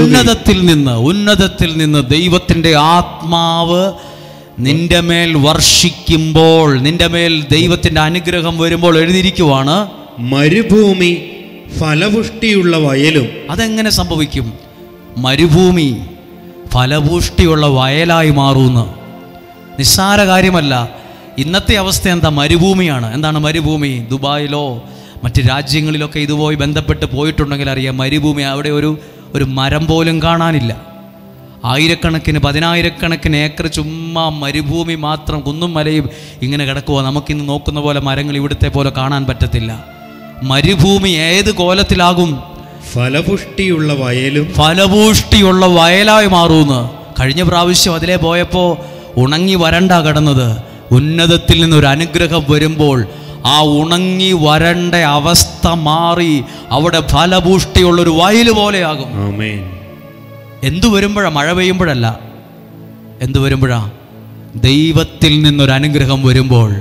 അത് മരുഭൂമിയാണെ പോലും ഇന്ന് നിന്റെ സിറ്റുവേഷൻ, ജീവിതം ചിലർക്ക് മരുഭൂമി പോലെയാണ്. ഒരു സന്തോഷവും ഇല്ല, ആകെ തകർന്ന് തരിപ്പണമായിട്ടാണ് ഇരിക്കുന്നത് സത്യം പറഞ്ഞാൽ. പക്ഷെ വചനം പറയുന്നത് ഉന്നതത്തിൽ നിന്നൊരു അനുഗ്രഹം വരുമ്പോൾ, ദൈവത്തിൽ നിന്നൊരു അനുഗ്രഹം നിന്റെ മേൽ ഈ വചനത്തിലൂടെ വരുമ്പോൾ, ഇന്ന് മരുഭൂമി ആയാലും അത് ഫലപുഷ്ടിയുള്ള ഒരു വയൽ പോലെയാകും. പിന്നെന്ത് സംഭവിക്കും? വയൽ ഒരു കാടായി മാറും. നിറയെ മരങ്ങളുള്ള, അടുപ്പിച്ചടുപ്പിച്ച് മരങ്ങൾ നിൽക്കുന്ന ഒരു വനമായി അത് മാറുമെന്ന്. അത്രയും വലിയ മാറ്റങ്ങളെ കൊണ്ടുവരാൻ സ്വർഗത്തിൽ നിന്ന് വരുന്ന ഒരു അനുഗ്രഹം നിന്റെ മേൽ വന്നാൽ മതി. ഒരു വചനം നിന്റെ മേൽ വരുമ്പോൾ നിന്റെ അവസ്ഥകൾക്ക് തടസ്സങ്ങൾ മാറി അനുഗ്രഹം ഉണ്ടാകാൻ തുടങ്ങും. എല്ലാവരും ഒരു നിമിഷം ശ്രദ്ധിച്ച ഈ വാക്കുകൾ. ഒരു കുഞ്ഞു വാക്കാണ്. ഇപ്പോൾ നമ്മുടെ നാട്ടിൽ ഭയങ്കരമായി കാറ്റടിച്ചു എന്നിരിക്കട്ടെ. ഭയങ്കര കാറ്റടിച്ചു. നമ്മൾ വേറൊരു സ്ഥലത്തായിരുന്നു. നമ്മൾ തിരിച്ചു വന്നപ്പോൾ ആ നാട്ടിൽ വലിയ ഫ്ലെക്സ് ബോർഡ് വെക്കണോ? ഈ നാട്ടിൽ ഭയങ്കര കാറ്റായിരുന്നു എന്ന് ഫ്ലെക്സ് ഒന്നും വെക്കണ്ട. അവിടെ ചെല്ലുമ്പോഴേ അറിയാൻ പറ്റും കാറ്റടിച്ചു. എങ്ങനെ അറിയാൻ പറ്റും? ദേ മരത്തിൻ്റെ ഇലയും കമ്പുകളെല്ലാം പൊട്ടി റോട്ടിലും സൈഡിലെല്ലാം കിടക്കുന്നു. ഫ്ലെക്സ് വെക്കുകയേ വേണ്ട, അത് കാണുമ്പോൾ തന്നെ അറിയാം. നമ്മൾ ചോദിക്കും, ഭയങ്കര കാറ്റുണ്ടായിരുന്നു അല്ലേ? കാറ്റുണ്ടെന്ന് എങ്ങനെയാണ് അറിഞ്ഞത്? അവിടെയുള്ള ചില അടയാളങ്ങൾ കാണുമ്പോൾ തന്നെ അറിയാം ഭയങ്കരമായ കാറ്റ് വീശിയായിരുന്നല്ലേ എന്ന്. ഇതുപോലെയാണ് അനുഗ്രഹത്തിൻ്റെ കാറ്റ് വീശുമ്പം ചിലതെല്ലാം പൊട്ടി നിങ്ങളുടെ ജീവിതത്തിൽ വീഴും. ചില നന്മകൾ ദൈവത്തിൽ നിന്ന്, ഉന്നതത്തിൽ നിന്ന് ചില നന്മകൾ വീഴും. മരത്തിൽ നിന്ന് കമ്പും ഇലയും ഒക്കെ നിലത്ത് വീണ് കിടക്കുന്നത് പോലെ ഒരിക്കലും ലഭിക്കത്തില്ലെന്ന് വിചാരിച്ച ചില നന്മകളൊക്കെ അവിടെ നിന്ന് നിന്റെ അടുത്ത് വന്ന് വീഴുമ്പോൾ നീ വിളിച്ചു സാക്ഷ്യം പറയൊന്നും വേണ്ട, മൈക്കിലൂടെ ഒന്നും വിളിച്ചു പറയണ്ട ഇങ്ങനെ അനുഗ്രഹം കിട്ടിയെന്ന്. അപ്പുറത്തും ഇപ്പുറത്തും നിൽക്കുന്നവരല്ലാതെ പറയും, നിന്റെ മേൽ വീണ് കിടക്കുന്ന നന്മകളെ കണ്ട് പലരും പറയാൻ ഇടവരട്ടെ, അനുഗ്രഹത്തിന്റെ ഒരു കാറ്റ് നിന്റെ മേൽ വീശിയല്ലേ. ഈ വചന ശുശ്രൂഷയിൽ പങ്കെടുക്കുമ്പോൾ ഇത് അനുഗ്രഹത്തിന്റെ ഒരു കാറ്റ് വീശുവാണ്. ഇന്ന് സാഹചര്യങ്ങൾക്ക് മാറ്റം വരാൻ ചിലതൊക്കെ വീഴും, നമ്മുടെ മേലേക്ക് വീഴും. അത് നന്മയുടെ രൂപത്തിൽ ഐശ്വര്യമായി അത് വീഴും. ഹല്ലേലൂയ. അതാ എഴുതിയിരിക്കുന്നത്, ഉന്നതത്തിൽ നിന്ന് ദൈവത്തിന്റെ ആത്മാവ് പ്രവർത്തിക്കുമ്പോൾ മരുഭൂമി ഫലമുള്ള എന്ത് നട്ടാലും ഉണ്ടാകുന്ന നല്ല ഒരു ഭൂപ്രദേശമായത് മാറും. പിന്നെയും അടുത്തും കൂടെ വായിച്ചേ, ഫലപുഷ്ടിയുള്ള വയൽ വനവും ഒരു വനമായി മാറും. ഒരു വലിയ മരുഭൂമിയായിരുന്നു, ഇപ്പൊ അത് വനമായി. ദൈവത്തിൽ നിന്ന് ചിലത് വരുമ്പോൾ നിന്റെ അവസ്ഥകൾ അതുപോലെ ഭയങ്കരമായ മാറ്റം ഉണ്ടാവും. ഒരാളെ നോക്കിയിട്ട് ഒരാൾ പറഞ്ഞ്, നിന്റെ ജീവിതത്തിന് ഭയങ്കര മാറ്റമായി പോയല്ലോ എന്ന്. അപ്പോൾ ആ വേറൊരാൾ ചോദിക്കും, ഇവൻ എന്നാ പറ്റി? ജീവിതത്തിൽ, നമ്മുടെ ജീവിതത്തിൽ സംഭവിക്കുന്ന ചില മാറ്റങ്ങൾ കണ്ട് ചിലർ ചോദിക്കും, ആൾക്ക് ഭയങ്കര പണ്ടത്തെ ആളല്ലല്ലോ, പുള്ളിക്ക് ഭയങ്കര മാറ്റമായി പോയല്ലോ. ചില കാറ്റടിക്കുമ്പോൾ ചിലതൊക്കെ നമ്മുടെ ജീവിതത്തിൽ വരും. നിങ്ങളുടെ കുഞ്ഞുങ്ങളൊക്കെ ഈ നാട്ടിലായിരിക്കും, മറ്റ് രാജ്യങ്ങളിലായിരിക്കും, പല സ്ഥലത്തും പഠിക്കുമായിരിക്കും. നിങ്ങൾ പ്രാർത്ഥിക്കുക, കർത്താവേ എൻ്റെ കുടുംബത്തിന് വേണ്ടി ഈ വചനമൊക്കെ ഏറ്റെടുക്കുമ്പോൾ അനുഗ്രഹത്തിൻ്റെ കാറ്റ് അവരുടെ മേൽ കൂടി അങ്ങ് വീശണമേ. അവരുടെ മേൽ ആ കാറ്റ് അവരുടെ ജീവിതത്തിൽ വന്ന് തൊടാൻ ഇടയാകണം. അപ്പോൾ അനേകർ അനുഗ്രഹിക്കപ്പെടാൻ ഇടവരും. ഇതുപോലെ തന്നെയാണ് മഴ പെയ്താലും. ഇപ്പോൾ നിങ്ങൾ തിരിച്ച് വീട്ടിൽ ചെല്ലുമ്പോൾ മഴ പെയ്തു എങ്ങനെ അറിയും? മഴ പെയ്യുമ്പോൾ നിങ്ങൾ ആ റോട്ടിൽ കൂടെ പോകുമ്പോൾ ആ കുഴി വെള്ളം കിടക്കുന്നു, ഇപ്പുറത്ത് കുറേ കലങ്ങിയ വെള്ളം കിടക്കുന്നു, മൊത്തം നമ്മൾ വന്നപ്പോൾ മഴ ഉണങ്ങിക്കിടന്ന ഇപ്പം നല്ല നനഞ്ഞു കിടക്കുന്നു. അവിടെ പ്രസ്സിൽ പോയി വലിയ ഫ്ലക്സ് ബോർഡൊക്കെ അടിച്ച് വലിയ ബോർഡ് വെക്കുമൊന്നും വേണ്ട, കൺവെൻഷൻ്റെ ബോർഡ് പോലെ വലിയ മഴയായിരുന്നു എന്നൊന്നും എഴുതി വെക്കണ്ട. ആ മണ്ണ് കാണുമ്പോൾ, ആ വൃക്ഷങ്ങൾ കാണുമ്പോൾ, അവിടെ വെള്ളം കിടക്കുന്നത് കാണുമ്പോൾ ആരും പറയാതെ തന്നെ നമുക്ക് പിടികിട്ടും മഴ പെയ്തു അല്ലേ എന്ന്. വിളിച്ചു പറയുമൊന്നുമുണ്ട്, മഴയായിരുന്നു, ഭയങ്കര മഴയായിരുന്നു, മെസ്സേജ് ഒന്നും ആർക്കും വാട്സപ്പിലൂടെ അയക്കുക, ഫോട്ടോ ഒന്നും കൊടുക്കണ്ട. മണ്ണ് കാണുമ്പം, ആ വെള്ളം കാണുമ്പം, ആ സ്ഥലം കാണുമ്പോൾ ഒക്കെ മനസ്സിലാകും നല്ല മഴയായിരുന്നു അല്ലേ എന്ന് ചോദിക്കും. നമ്മളോട് ചോദിക്കില്ലേ, നല്ല മഴയായിരുന്നു അല്ലേ ഇന്നലെ ഇവിടെ? അതാ മണ്ണ് കണ്ടിട്ടും മരം കണ്ടിട്ടും വെള്ളം കണ്ടിട്ടും ചോദിച്ചതാണ്. ജീവിതത്തിൽ നമ്മുടെ മേൽ പെയ്തിറങ്ങുന്ന അനുഗ്രഹങ്ങളെ കണ്ട് ഒരുപാട് പേർ ചോദിക്കാൻ ഇടവരണം. എവിടെയാണ് നീ പ്രാർത്ഥിച്ചത്? എങ്ങനെയാണ് നീ ആരാധിച്ചത്? ഏത് വചനമാണ് നീ കേട്ടത്? നമ്മുടെ ജീവിതത്തിൽ ഇപ്പോൾ കേൾക്കുന്ന വചനങ്ങൾ മഴ പോലെ പലതും നമ്മുടെ ജീവിതത്തിൽ പെയ്തിറങ്ങാൻ ഇടവരുമെന്ന് എത്ര പേർ വിശ്വസിക്കുന്നു? വിശ്വസിക്കുന്നെങ്കിൽ ആ കരങ്ങളെ ഉയർത്തി, ശബ്ദമുയർത്തി എന്ന് പറഞ്ഞേ ഹല്ലേലൂയ. ശബ്ദമുയർത്തി പറഞ്ഞ് ഹല്ലേലൂയ. ശബ്ദമുയർത്തി ഹല്ലേലൂയ. നമ്മുടെ ജീവിതത്തിൽ വന്ന അനുഗ്രഹങ്ങളെ കണ്ട് നമ്മുടെ അയൽവാസികൾ, പ്രിയപ്പെട്ടവർ, സകലരും പറയാനിട വരണം. ഇതിപ്പോൾ വന്നു പോയത് സിജോയാണ്. സിജോ എന്നോടൊരു സാക്ഷ്യം പറഞ്ഞു. സിജോ അല്ലെ, തിരുവനന്തപുരത്ത് വന്ന് സിജോ ഒരു സാക്ഷ്യം പറഞ്ഞു. പുള്ളി വചനം അയച്ചു കൊടുത്തപ്പം ടെൻഷനാവണ്ട, ഞാൻ ടെൻഷൻ വേണ്ട. സിജോ മാർത്തോമാക്കാരനാണ്, മാർത്തോമ പള്ളിയിൽ പോകുന്ന തിരുവനന്തപുരം സ്വദേശിയാണ്. അപ്പോൾ ഒരു വചനം നീ നിൻ്റെ ഭാഷയിലൊന്ന് പറ. ദൈവനാമത്തിന് മഹത്വം ഉണ്ടാകട്ടെ. ഞാൻ തിരുവനന്തപുരത്തു നിന്ന് ആൾക്കാരെ കൊണ്ടുവന്ന വന്ന് അങ്ങനെ എന്നെ ഒരാൾ ഫോണിൽ, ഞാനൊരു കസ്റ്റമർ വണ്ടിയുടെ ഇതിലാണ് ഞാൻ വർക്ക് ചെയ്യുന്നത്. അപ്പോൾ എന്നെ ഒരു കസ്റ്റമർ വിളിച്ചിട്ട് ചോദിച്ചു, ബുധനാഴ്ച തൊട്ട്, ഞാൻ പറഞ്ഞില്ല വയനാട് എനിക്ക് ട്രിപ്പുണ്ട്, വയനാട് അനുഗ്രഹമില്ല അച്ഛന്. അപ്പോൾ എന്നോട് ചോദിച്ചു, ഇവിടെ അച്ഛന്മാരില്ലാഞ്ഞിട്ടാണോ നീ അവിടെ ബസ്സിൽ നിറച്ച ആളിനായിട്ട് ഇവിടെ കൊണ്ടുവരുന്നതെന്ന് ചോദിച്ചു. അങ്ങനെ ഞാൻ പറഞ്ഞു, അങ്ങനെ ഞാൻ ആരെയും നിർബന്ധിക്കാറുമില്ല. അപ്പോൾ എൻ്റെ ജീവിതത്തിൽ അതൊരു ഭയങ്കര ഒരു വിഷമമായി. കാരണം പുള്ളിക്കാരത്തി അങ്ങനെ പറഞ്ഞപ്പോൾ ഞാനും അച്ഛന്, നിങ്ങൾക്കറിയാം ഇവിടെ ഒരു വഞ്ചിപ്പെട്ടി പോലും ഇല്ല, സ്വത്രാഴ്ചയുടെ ഇതുപോലും ഇല്ല, ഈ ആഹാരം ഒക്കെ കൊടുക്കുന്നവരാണ്. അപ്പം ഞാൻ ഇങ്ങനെ വിഷമിച്ച് വന്ന ഒരു 3-4 ദിവസം കഴിഞ്ഞപ്പോൾ പുള്ളിക്കാരത്തി എന്നെ വിളിച്ചു. പുള്ളിക്കാരത്തിൻ്റെ ഫാമിലിയുമായിട്ട് എനിക്ക് അത്ര ബന്ധമുണ്ട്. അവരുടെ ഒരു ചേട്ടൻ്റെ മോള് UK ഡോക്ടറിൻ്റെ അതറിയാലോ, UK ഡോക്ടർമാർക്ക് ജോലി ചെയ്യുന്ന ഒരു എക്സാമുണ്ട്. ആ എക്സാം പിന്നെ പോയി, പക്ഷേ പുള്ളിക്കാരത്തി ഫെയിലായിപ്പോയി. അപ്പോൾ എന്നെ പുള്ളിക്കാരത്തി 2 ദിവസം കഴിഞ്ഞ് വിളിച്ചു, നീ അച്ഛൻ്റെ അവിടെ ഒന്ന് എഴുതിയിടണോ എന്ന് പറഞ്ഞു. ഞാനിവിടെ വന്നാൽ നിയോഗ പേപ്പറിൽ എഴുതി ഇട്ടിട്ട് അച്ഛൻ്റെ ഇവിടെ വന്ന് എന്നും എല്ലാവരുടെയും നിയോഗങ്ങൾ എൻ്റെ കൂട്ടത്തിലുള്ള ആൾക്കാർക്കറിയാം. അച്ഛനെ കൊണ്ട് ബ്ലസ് ചെയ്യിപ്പിച്ചാണ് ഇതിനകത്ത് കൊണ്ടിടുന്നത്. കഴിഞ്ഞ ആഴ്ച എന്നെ വിളിച്ച് പറഞ്ഞു, എടാ മോനെ, ആ കൊച്ചിന് എക്സാം പാസ്സായി, ഞാനിവിടെ വന്നൊരു സാക്ഷ്യം പറയാൻ ആഗ്രഹിക്കുന്നു. ഞാൻ പറഞ്ഞു, ചേച്ചി അച്ഛൻ്റെ അവിടെ ആളിനെ കൊണ്ടുവന്നതിൻ്റെ ഗുണം കിട്ടിയ ഇപ്പം ഇങ്ങനെയാണ് കിട്ടുന്നത് എന്ന് പറഞ്ഞു. അപ്പോൾ എൻ്റെ ജീവിതത്തിൽ ഞാൻ പല പല പ്രതീക്ഷകൾ, ഞാൻ ഈ അച്ഛൻ്റെ ഇവിടെ വരുന്നത് സത്യം പറഞ്ഞാൽ ഞാൻ മരിക്കാൻ വേണ്ടി ഇവിടെ വന്നൊരു വ്യക്തിയാണ്. അച്ഛനറിയാം, മരിക്കാൻ വേണ്ടി വന്ന ആളാണ്. ജീവിതം അത്രയും സങ്കടത്തിൽ വന്ന ആളാണ്. അനുഗ്രഹ ധ്യാന കേന്ദ്രത്തിൽ തിരുവനന്തപുരത്ത് നിന്ന് ആളെ കൊണ്ടുവരുന്നത് ബിസിനസ്സായിട്ടോ ഞാൻ പറഞ്ഞിട്ടോ അല്ല. ബിസിനസ്സായിട്ട് അവിടുന്ന് ബസ്സിന് ആളെ കൊണ്ടുവരുന്ന ആരോടും ആവശ്യപ്പെട്ടിട്ടില്ല. അങ്ങനെ ഒരു ശുശ്രൂഷകർ പോലും അനുഗ്രഹയിലില്ല. അനുഗ്രഹയിൽ 100 പേര് വന്നാലും ശുശ്രൂഷ നടക്കും. 50 പേര് വന്നാലും ഉള്ളിൽ തട്ടി അവർക്ക് വേണ്ടി പ്രാർത്ഥിക്കും. ഇവിടെ നിന്നും നിറഞ്ഞ് 10,000 വരുമെന്നൊന്നും വിശ്വസിച്ചുകൊണ്ടല്ല. ഇന്നൊരു ദിവസമേ പ്രാർത്ഥനയുള്ളൂ. ആ ആത്മാർത്ഥതയോടെ ചെയ്യുക. അടുത്ത വെള്ളിയാഴ്ച ഉണ്ടോ ഇല്ലയോ നോക്കിയിട്ടല്ല ഈ വെള്ളിയാഴ്ച ചെയ്യുന്നത്. അടുത്ത വെള്ളിയാഴ്ച ഇല്ലേ, വേണ്ട, ഇന്ന് വരെ അനുഗ്രഹമായിരുന്നു എന്ന് പറയാൻ പറ്റണം. കഴിഞ്ഞ ആഴ്ച വരെ ധ്യാനം ഉണ്ടായിരുന്നുള്ളൂ. അത്രയും നാൾ ഏറ്റവും മനോഹരമായിട്ട് ചെയ്തു. അതാണ്. അടുത്ത മാസം ഉണ്ടോ, അടുത്ത വർഷം ഇവിടെ ശുശ്രൂഷ, അതൊന്നും അറിയത്തില്ല. ഇന്ന് വരെ ഈ മനുഷ്യൻ മാർത്തോമ പള്ളിയിൽ പോകുന്ന ഒരു മാർത്തോമക്കാരനാണ്. സിജോ തിരുവനന്തപുരംകാരനാണ്. വണ്ടിയുമായി ബന്ധം. ഞാൻ പറഞ്ഞു, തിരുവനന്തപുരത്ത് നീ ആളെ കൊണ്ടുവരണ്ട, ഭയങ്കര പൈസ ചിലവുണ്ട്, ആളുകൾ ട്രെയിന് വന്നോളും.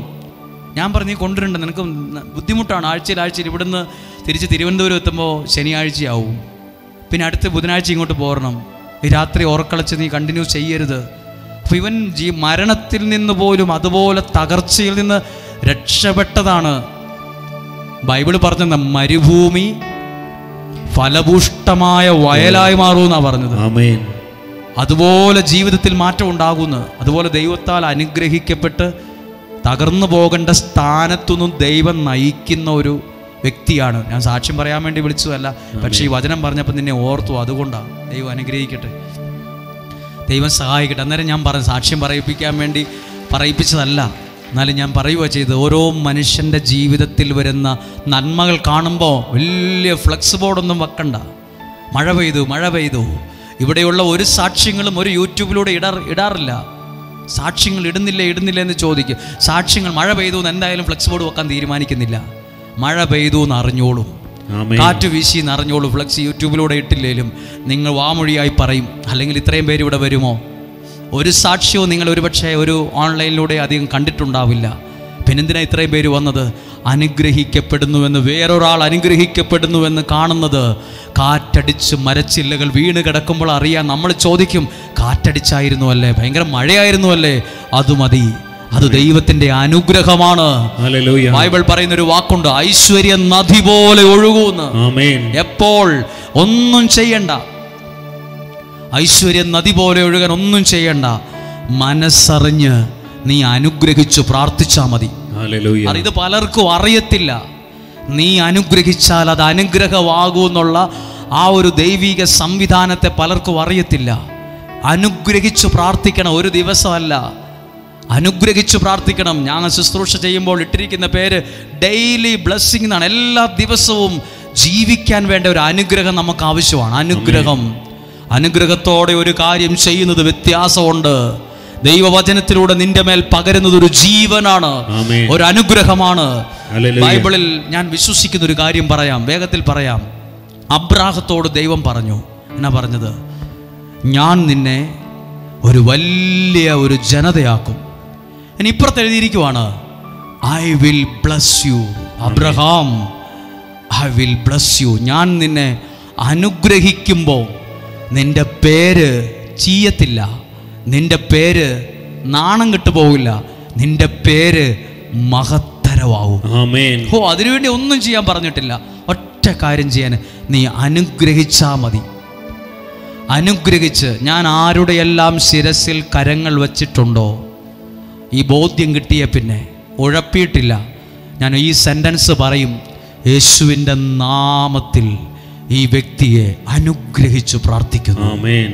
അത് ബൈബിളിൽ പറയുവാണ്, നീ അനുഗ്രഹിച്ച് പ്രാർത്ഥിക്കുമ്പോൾ ആ വ്യക്തിയിലേക്ക് കൈമാറിപ്പോകുന്ന ഒരു അനുഗ്രഹമുണ്ട്. ഹല്ലേലൂയ. ഒരാൾ പറഞ്ഞു, ഓ അങ്ങനൊന്നും പ്രാർത്ഥിക്കല്ലേ, നിങ്ങളുടെ അനുഗ്രഹം പോകുമെന്ന്.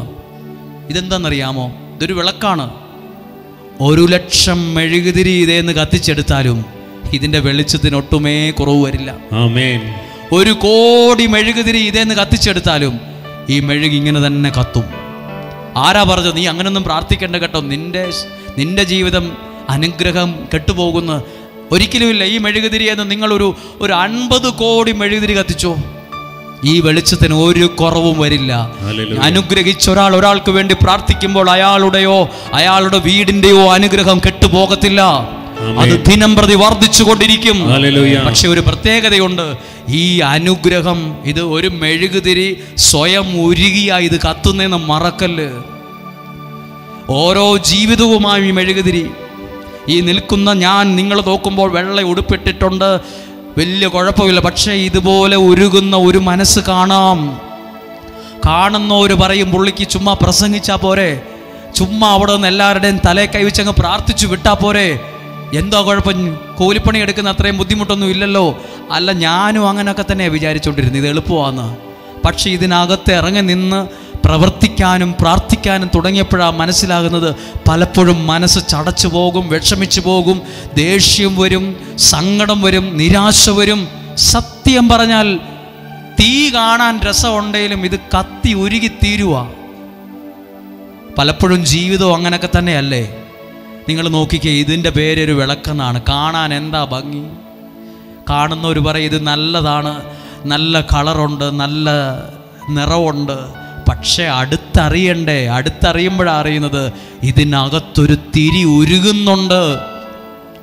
നമ്മൾ കാറേ നിറങ്ങി വരുന്ന ആളെ, പുള്ളി എന്നാ സുഖമാ, ഓ പുള്ളിക്ക് എന്നാ വലിയ വീടാ, ഓ കഴുത്തേലും കാതേലും 3-4 പവനുണ്ടെന്ന് തോന്നുന്നു, വലുതാ, ഗ്യാരണ്ടി ആണെന്നൊന്നും ആരും നോക്കത്തില്ല.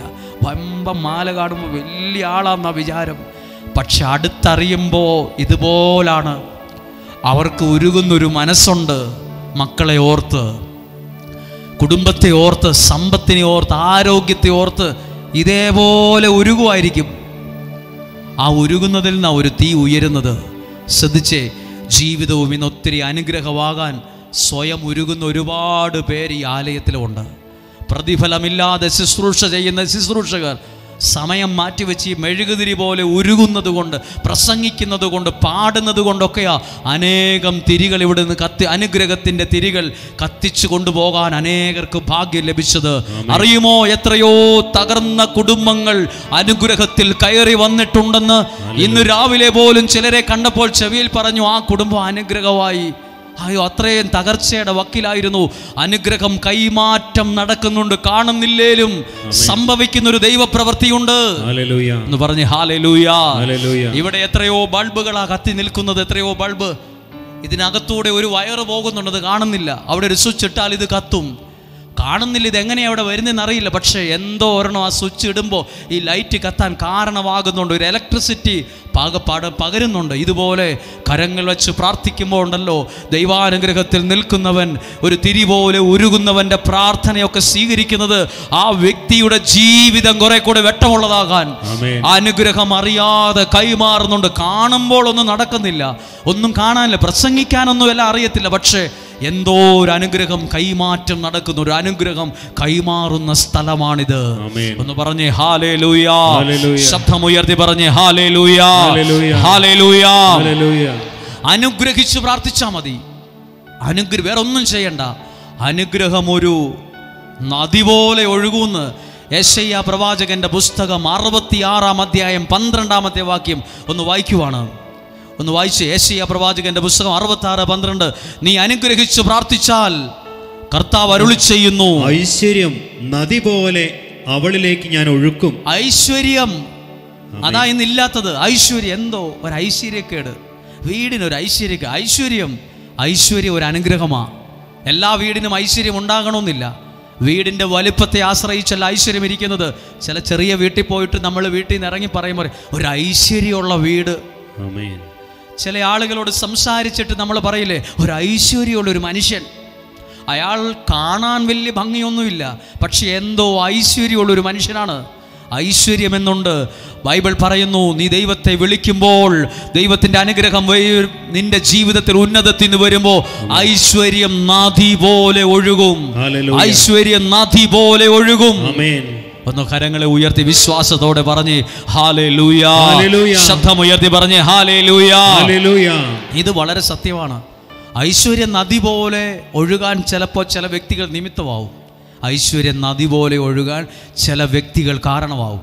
ഐശ്വര്യ നദി പോലെ ഒഴുകാൻ ചിലപ്പോൾ ഞാൻ നിങ്ങൾക്ക് കാരണമാവും, നിങ്ങൾ എനിക്കത് കാരണമാവും, ഈ ശുശ്രൂഷ അത് കാരണമാവും. പഴയ നിയമത്തിലെ ജോസഫിനെ കുറിച്ച് എഴുതിയിരിക്കുന്ന വാക്കിങ്ങനെയാണ്, ജോസഫിനെ ഓർത്ത് അവൻ്റെ വീടിനെ ദൈവം സമർത്ഥമായിട്ട് അനുഗ്രഹിച്ചു എന്ന്. ഒരാളെ ഓർത്ത് ഐശ്വര്യം ഒഴുകിയെന്ന്. ഇവിടെ ഇരിക്കുന്ന എല്ലാവരും അത്ര സന്തോഷത്തിൽ പട്ടുമെത്തയിലൊന്നും ആയിരിക്കണമെന്നില്ല കിടന്നുറങ്ങുന്നത്. സങ്കടമുള്ളവരുണ്ട്. നിങ്ങളെ ഓർത്ത് ഇവിടെ ഇരുന്ന് പ്രാർത്ഥിക്കുന്നത് തന്നെ ഒരു വലിയ ത്യാഗമാണ്. ഈ കുടുസ് മുറിയിൽ ഇരിക്കുന്നത് തന്നെ വലിയൊരു പീഡാനുഭവമാണ്. ചൂട്, ആവി, പരവേശം, ശ്വാസം മുട്ടുന്ന പോലെ തോന്നും. എന്നാലും ആരും എഴുന്നേറ്റൊന്നും പോകത്തില്ല. ഐശ്വര്യം നദി പോലെ ഒഴുകാൻ ഈ ത്യാഗമൊക്കെ കാരണമാകുമെന്ന് വിശ്വസിച്ച്, ഞാൻ കൊള്ളുന്ന വെയിലൊക്കെ ആർക്കൊക്കെയോ തണലാകുമെന്ന് വിശ്വസിച്ച്, ഞാൻ കൊള്ളുന്ന വെയിലാണിത്, ഞാൻ എടുക്കുന്ന സഹനമാണിത്. ഇത്രയും ദൂരെ യാത്ര ചെയ്ത് ഉറങ്ങാൻ പറ്റിയിട്ടില്ല. ദൈവവചനം കേൾക്കുമ്പോൾ ഇതെന്റെ മേൽ പകരുന്ന ഒരു ഐശ്വര്യം നദി പോലെ ഒഴുകും. ഐശ്വര്യം നദി പോലെ എൻ്റെ കുടുംബത്തിലേക്ക് ഒഴുകും. ഐശ്വര്യം നദി പോലെ എൻ്റെ തലമുറകളിലേക്ക് ഒഴുകും. ഐശ്വര്യം നദി പോലെ എൻ്റെ സാമ്പത്തിക മേഖലകളിലേക്ക് ഒഴുകും. ഐശ്വര്യം നദി പോലെ ഒഴുകും. വിശ്വസിക്കുന്നു. ഒരു നിമിഷം ഒന്ന് എഴുന്നേറ്റു നിൽക്കാമോ? ഒന്നെല്ലാവരും ഒന്ന് പ്രാർത്ഥിക്കട്ടെ ഒരു നിമിഷം. ഇതെല്ലാം അങ്ങനെ പറഞ്ഞു പോയാൽ പെട്ടെന്ന് മറന്നു പോകും. ഐശ്വര്യ നദി പോലെ ഒഴുകുന്ന വചനമൊക്കെ ഉണ്ടല്ലോ.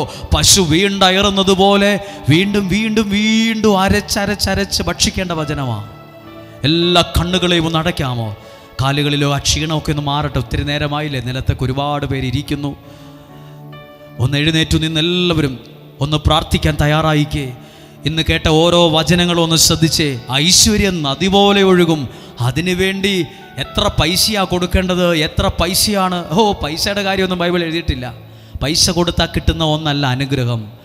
ഐശ്വര്യം നദി പോലെ ഒഴുകാൻ 1 രൂപയും ചെലവില്ല. ഇത്രയും ചെയ്താൽ മതി. നീ അനുഗ്രഹിച്ച് പ്രാർത്ഥിച്ചാൽ മതി. മനസ്സുകൊണ്ട് കണ്ണുകളെ അടച്ച് നിങ്ങളുടെ കുഞ്ഞുങ്ങളെ ഒന്ന് അനുഗ്രഹിച്ച് പ്രാർത്ഥിച്ച്, വീടിരിക്കുന്ന സ്ഥലത്തെ അനുഗ്രഹിച്ചൊന്ന് പ്രാർത്ഥിച്ച്, അതിലേക്കുള്ള ഐശ്വര്യത്തിൻ്റെ ഒഴുക്ക് തടസ്സപ്പെട്ട് കിടക്കുവാണെങ്കിൽ ആ തടസ്സങ്ങളെ മാറ്റി ആ ഒഴുക്കിനെ വേഗത്തിലാക്കണമെന്ന് പ്രാർത്ഥിച്ച്, ചില നന്മകൾ തെളിഞ്ഞു വരട്ടെ, ചില ഭാഗ്യങ്ങൾ ചില ഉത്തരങ്ങൾ തെളിഞ്ഞു കിട്ടട്ടെ. ജീവിതത്തിന്റെ മേൽ ഉയർന്നിരിക്കുന്ന തടസ്സങ്ങൾ മഞ്ഞ് പോലെ ഉരുകാനിടവരട്ടെ. ഒരിക്കൽ കൂടി പറയാം, മഴ പെയ്തു എന്ന് ബോർഡ് വെക്കണ്ട, വാർത്ത കേൾക്കണ്ട. മണ്ണ് കാണുമ്പോൾ, ആ വെള്ളം കിടക്കുന്നത് കാണുമ്പോൾ, ആ കലങ്ങിയ വെള്ളം കാണുമ്പോൾ ആരും പറയാതെ, പ്രസംഗിക്കാതെ, ഫ്ലെക്സ് ബോർഡ് കാണാതെ പറയാൻ പറ്റും, മഴ പെയ്തു. നിങ്ങളുടെ ജീവിതത്തെ കാണുമ്പോൾ, കുടുംബത്തെ കാണുമ്പോൾ, അവരുടെ ഭാവി കാണുമ്പോൾ അനുഗ്രഹം ജീവിതത്തിൽ വന്നു എന്ന് പലർക്കും കാണത്തക്ക വിധം അനുഗ്രഹങ്ങൾ ജീവിതത്തിൽ വെളിപ്പെടട്ടെ. 2 കരങ്ങളെയും ഒന്ന് ഉയർത്തിപ്പിടിക്കാമോ? ദൈവത്തിൻ്റെ കരങ്ങളിലേക്ക് ജീവിതത്തെ ഒന്ന് ഏൽപ്പിച്ചു കൊടുത്തേ. കരങ്ങൾ ഉയർത്തിയ ജീവിതങ്ങളിലേക്ക് ഐശ്വര്യം നദി പോലെ ഒഴുകണം. ഐശ്വര്യം നദി പോലെ ഒഴുകണം. കെട്ടിയിട്ട വള്ളം തുഴയരുത്. കെട്ടിയിട്ട വള്ളം തുഴയുവല്ല. കെട്ടിയിട്ട വള്ളം തുഴഞ്ഞിട്ട് കാര്യമില്ല, അതെവിടെയും നിന്നെ എത്തിക്കത്തില്ല. ഈ ശുശ്രൂഷകൾ കെട്ടിയിട്ട വെള്ളമല്ല, ഇത് കെട്ടഴിച്ചു വിട്ടൊരു വള്ളത്തിലാണ് നിങ്ങൾ നിൽക്കുന്നത്. എത്തേണ്ടടുത്ത് എത്തിക്കാൻ ദൈവം കാരണമാകും.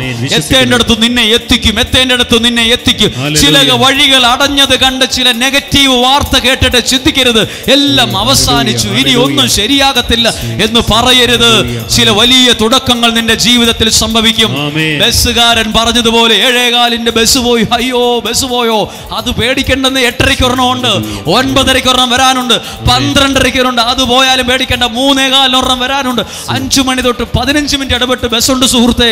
ഇതുപോലെ നന്മകൾ നിന്റെ ജീവിതത്തിൽ വരാനുണ്ട്, കുടുംബത്തിൽ വരാനുണ്ട്, അത്ഭുതങ്ങൾ സംഭവിക്കാനുണ്ട്.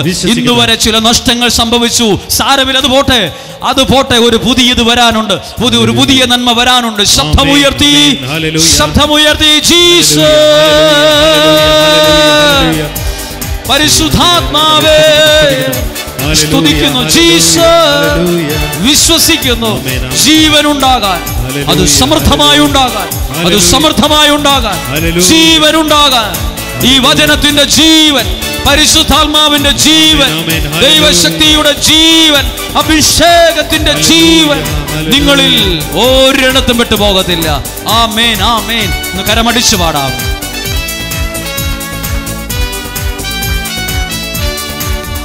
എത്ര നല്ലവൻ മതിയായവൻ എന്നെ കരുതുന്ന കർത്തനവൻ. ചേർന്ന് എത്ര നല്ലവൻ മതിയായവൻ എന്നെ കരുതുന്ന കർത്തനവൻ. അതുകൊണ്ട് എന്റെ ആവശ്യങ്ങളെല്ലാം അറിഞ്ഞിടുന്ന ഏറ്റവും അടുത്ത സഹായകൻ.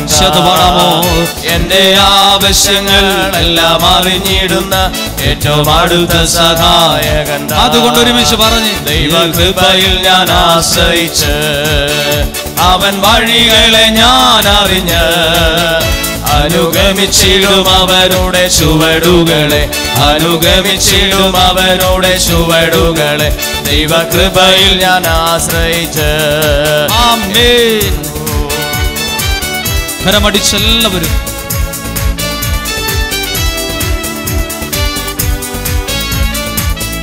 ഐശ്വര്യ നദി പോലെ ഒഴുകട്ടെ.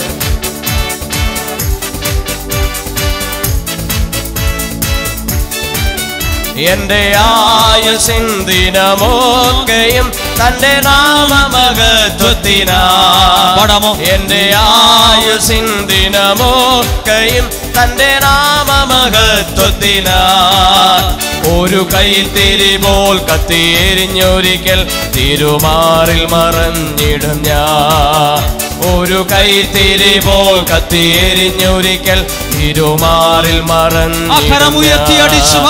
ദൈവകൃപയിൽ ഞാൻ ആശ്രയിച്ച് അവൻ വഴികളെ ഞാൻ അറിഞ്ഞ് അനുഗമിച്ചിടും അവനുടെ ചുവടുകളെ, അനുഗമിച്ചിടും അവനുടെ ചുവടുകൾ. ദൈവകൃപയിൽ ഞാൻ ഒന്നുകൂടെ എല്ലാവരും സ്തുതിച്ച് പ്രാർത്ഥിക്കുന്നു. ജീസസ് സ്തുതിക്കുന്നു, സ്തുതിക്കുന്നു,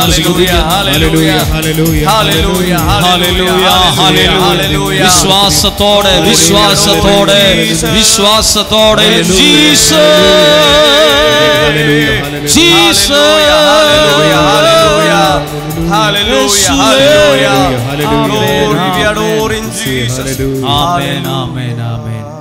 ഒന്നും കൂടി ഇരിക്കാമോ? ഹല്ലേലൂയ, ഹല്ലേലൂയ. നിങ്ങൾ മടുത്തോ? ക്ഷീണമായി ഇങ്ങനെ ഇരിക്കുമ്പോൾ, അടുപ്പിച്ചൊക്കെ ഇരിക്കുമ്പോൾ നല്ല ബുദ്ധിമുട്ടൊക്കെ തോന്നും. എന്നാലും കുറച്ചു നേരം കൂടിയല്ലേ ഉള്ളൂ, നമുക്കൊന്ന് പ്രാർത്ഥനയോടെ ആയിരിക്കാം.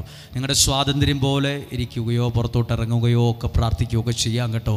ഇതിനകത്തെ ബുദ്ധിമുട്ട് നന്നായിട്ട് മനസ്സിലാക്കുന്നു. കാരണം ഇവിടെ നിൽക്കുമ്പോൾ പോലും ഭയങ്കര ചൂടുണ്ട്, അപ്പോൾ നല്ല ബുദ്ധിമുട്ടൊക്കെ തോന്നും. അധികം വൈകാതെ ഒന്ന് രണ്ട് പരിഹാരങ്ങൾ ഇതിനു വേണ്ടി ചെയ്യും കേട്ടോ. അതിന് വൈകാതെ ഈ കാര്യങ്ങളൊക്കെ നിങ്ങൾക്കും ക്രമീകരിച്ച് കിട്ടും. ഞാനൊരു ചെറിയ ഒരു വചനം കൂടി ഇതിനോട് ചേർത്ത് വായിച്ച് പ്രാർത്ഥിക്കുവാണ്. വേഗത്തിൽ ഞാൻ നിർത്തിക്കൊള്ളാം. ഓരോരുത്തർക്കും ചെയ്യാൻ പറ്റുന്ന ഓരോ കാര്യങ്ങളുണ്ട്, അത് വേറൊരാൾക്ക് ചെയ്യാൻ പറ്റത്തില്ല. ഞാൻ ഇന്നലെ ഇവിടെ വന്നവരോട് സൂചിപ്പിച്ചത്, ഒരു ഡോക്ടർക്ക് ചെയ്യാൻ പറ്റുന്ന കുറേ കാര്യമുണ്ട്, അത് വേറൊരാൾ എത്ര വിചാരിച്ചാലും നടക്കത്തില്ല. എത്ര വലിയ എൻജിനീയർ ആണെന്ന് പറഞ്ഞാലും ഡോക്ടർ ചെയ്യുന്ന കാര്യം എൻജിനീയർക്ക് ചെയ്യാൻ പറ്റില്ല. എൻജിനീയർ ഡോക്ടറൊക്കെ ആയിരിക്കാം, പക്ഷെ ഒരു അവരുടെ വണ്ടി കേടായാൽ ഒരു മെക്കാനിക്കിനെ അത് നന്നാക്കാൻ പറ്റുള്ളൂ. ഞാൻ ഡോക്ടറാണ്, ഞാൻ വലിയ പുള്ളിയാണെന്ന് വിചാരിച്ച് വണ്ടി നന്നാക്കാൻ അറിയാൻ പറ്റണമെന്നില്ല. വണ്ടി ഡോക്ടറുടെ ആയാലും വലിയ പ്രസിദ്ധനായ ഡോക്ടറായാലും വണ്ടി നന്നാക്കണേ മെക്കാനിക്ക് വേണം, സർവീസ് ചെയ്യുന്ന ആൾ വേണം. ഇതുപോലെ ദൈവത്തിൽ നിൽക്കുന്നവനും ചെയ്യാൻ പറ്റുന്ന കുറേ കാര്യമുണ്ട്, അത് ആ വ്യക്തിക്ക് മാത്രമേ പറ്റുള്ളൂ. ഡോക്ടർക്ക് ചെയ്യുന്ന കാര്യം ഓപ്പറേഷൻ വേറൊരാൾക്ക്, ഒരു എഞ്ചിനീയർക്ക് ചെയ്യാൻ പറ്റുമോ? ഒരു സയൻറ്റിസ്റ്റിന് ചെയ്യാൻ പറ്റുമോ? ഇല്ല. അഭിപ്രായം പറയാനേ പറ്റുള്ളൂ. ആ ഡോക്ടർക്ക് മാത്രമേ ഓപ്പറേഷൻ ചെയ്യാൻ പറ്റുള്ളൂ. ഇതുപോലെ ദൈവത്തിൽ പ്രാർത്ഥിക്കുന്ന ഒരാൾക്ക് കൊടുക്കാൻ പറ്റുന്ന ചില നന്മകൾ ആ വ്യക്തിയെ കൊണ്ട് മാത്രമേ അത് പറ്റുള്ളൂ.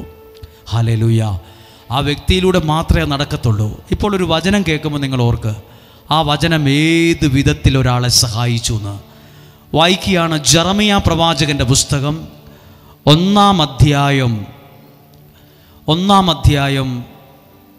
അതിൻ്റെ 9-ാമത്തെ വാക്യം ഒന്ന് വായിക്കുവാണ്. ജെറമിയ പ്രവാചകന്റെ പുസ്തകം 1-ാം അധ്യായം 9-ാമത്തെ വാക്യം. അനന്തരം കർത്താവ് കൈ നീട്ടി എൻ്റെ അധരത്തിൽ സ്പർശിച്ചുകൊണ്ട് അരുൾ ചെയ്തു. ഇങ്ങനെ എഴുതിയിരിക്കുവാണ്, ജെറമിയ എഴുതിയിരിക്കുവാണ്, അനന്തരം കൈ നീട്ടി എൻ്റെ നാവേൽ സ്പർശിച്ചുകൊണ്ട് അരുൾ ചെയ്തു പറഞ്ഞു, ഇതാ എൻ്റെ വചനം നിന്റെ നാവിൽ ഞാൻ നിക്ഷേപിച്ചിരിക്കുന്നു. എന്താ നിക്ഷേപിച്ചത്? ദൈവത്തിന്റെ വചനം. Hallelujah, hallelujah. ജെറമിയായോട് പറയണം, എൻ്റെ വചനം നാവിൽ വെക്കുന്നത് എന്തിനാ? ഭക്ഷിക്കാനാ, ഇറക്കാനാ. നിങ്ങൾ ഈ കേൾക്കുന്ന വചനം അത് നിങ്ങളുടെ ജീവിതത്തിൽ ചെവിയിലൂടെ കയറി അത് നിങ്ങളുടെ ജീവിതത്തിലേക്ക് ഇറങ്ങിച്ചെല്ലുവാണ്. ഇറങ്ങിച്ചെല്ലുവാണ്. ഈ ജെറമിയായെ, ദൈവവചനം സ്വീകരിച്ച ജെറമിയായെ ചില ആളുകൾ ഇല്ലാതാക്കാൻ നോക്കി. ഞാൻ വായിക്കുകയാണ് 20-ാമത്തെ വാക്യം, 20-ാം അധ്യായം 10 മുതലുള്ള വാക്യം ശ്രദ്ധിച്ചു കേൾക്കുവാണ്. ജെറമിയ ദൈവത്തിൻ്റെ വചനത്തെ സ്വീകരിച്ച ജെറമിയ കേൾക്കുവാണ്. പലരും അടക്കം പറയുന്നത് ഞാൻ കേൾക്കുന്നു. സർവത്ര ഭീതി, അവനെതിരെ ആരോപണം നടത്തുക, നമുക്കവനെതിരെ കുറ്റാരോപണം നടത്താം. എൻ്റെ കൂട്ടുകാരായിരുന്നവർ ഞാൻ വീഴുന്നത് കാണാൻ കാത്തിരിക്കുകയാണ്. അവനെ വഴിതെറ്റിക്കാം, അപ്പോൾ നമുക്കവൻ്റെ മേൽ വിജയം നേടാം. ദൈവവചനമുള്ള ജെറമിയായെക്കുറിച്ച് സുഹൃത്തുക്കൾ പറയുക, അവൻ വീഴുന്നത് കാണാൻ ആളുകൾ നോക്കിയിരുന്നു എന്ന്. ഇങ്ങനെയുള്ള ഒത്തിരി പ്രതിസന്ധികളുണ്ട്. എല്ലാവരും ശ്രദ്ധിച്ചേ. നമ്മൾ വിചാരിക്കും നമുക്കൊന്നും ശത്രുക്കളില്ല, നമ്മൾ ആരോട് ദോഷത്തിനൊന്നും പോകുന്നില്ലല്ലോ, പിന്നെ എന്നാ പ്രശ്നം? അല്ല, ജെറമിയ പോലും വീഴുന്നത് കാണാൻ പലരും നോക്കിയിരുന്നു. ഒന്നും കൂടെ വായിച്ച് ഞാൻ വായിക്കുവാണേ. പലരും അടക്കം പറയുന്നത്, പതുക്കെ പറയുന്നത് ഞാൻ കേട്ടു. എന്നാ കേട്ടെന്നറിയാമോ? സർവത്ര ഭീതി. മൊത്തത്തിൽ അവനെ തകർക്കാൻ നോക്കുന്ന വർത്താനം പറയാം. സർവത്ര ഭീതി, എല്ലായിടത്തും പേടി. അടുത്ത വചനം ഇങ്ങനെയാണ്, അവനെതിരെ ആരോപണം നടത്തുക. ഇന്നത്തെ പോലെ തന്നെ ചുമ്മാ വിട്ടേക്കുക. കാണാത്തത് കേൾക്കാത്തത്, അവൻ അങ്ങനാണ്, അവൻ മോശമാണ്, അവനെ കൊണ്ടൊന്നിനും കൊള്ളത്തില്ല, അവനെക്കുറിച്ച് നാട്ടിൽ മുഴുവൻ കില്ലപ്പേരാണ്, അവൻ ആ ഇന്നയാളുടെ കൂടെയാ, അവനെക്കുറിച്ച് ആരോപണം നടത്തുക. ആളുകൾ പറയുക, കൂട്ടം കൂടി പറയുക, നമുക്കവനെ ആരോപണം, ചുമ്മാ അവനെ തകർക്കാൻ നോക്കാം. അടുത്ത വാക്യമാണ്, നമുക്ക് അവനെതിരെ കുറ്റാരോപണം നടത്താം. ചുമ്മാ അവൻ കള്ളനാണ്, അവൻ മോശമാണെന്നും പറഞ്ഞ് നമുക്ക് വാ കൊണ്ട് പറഞ്ഞു പിടിപ്പിക്കാം. ആരെക്കുറിച്ച്? ദൈവവചനമുള്ള ഒരാളെ തകർക്കാൻ നോക്കുക.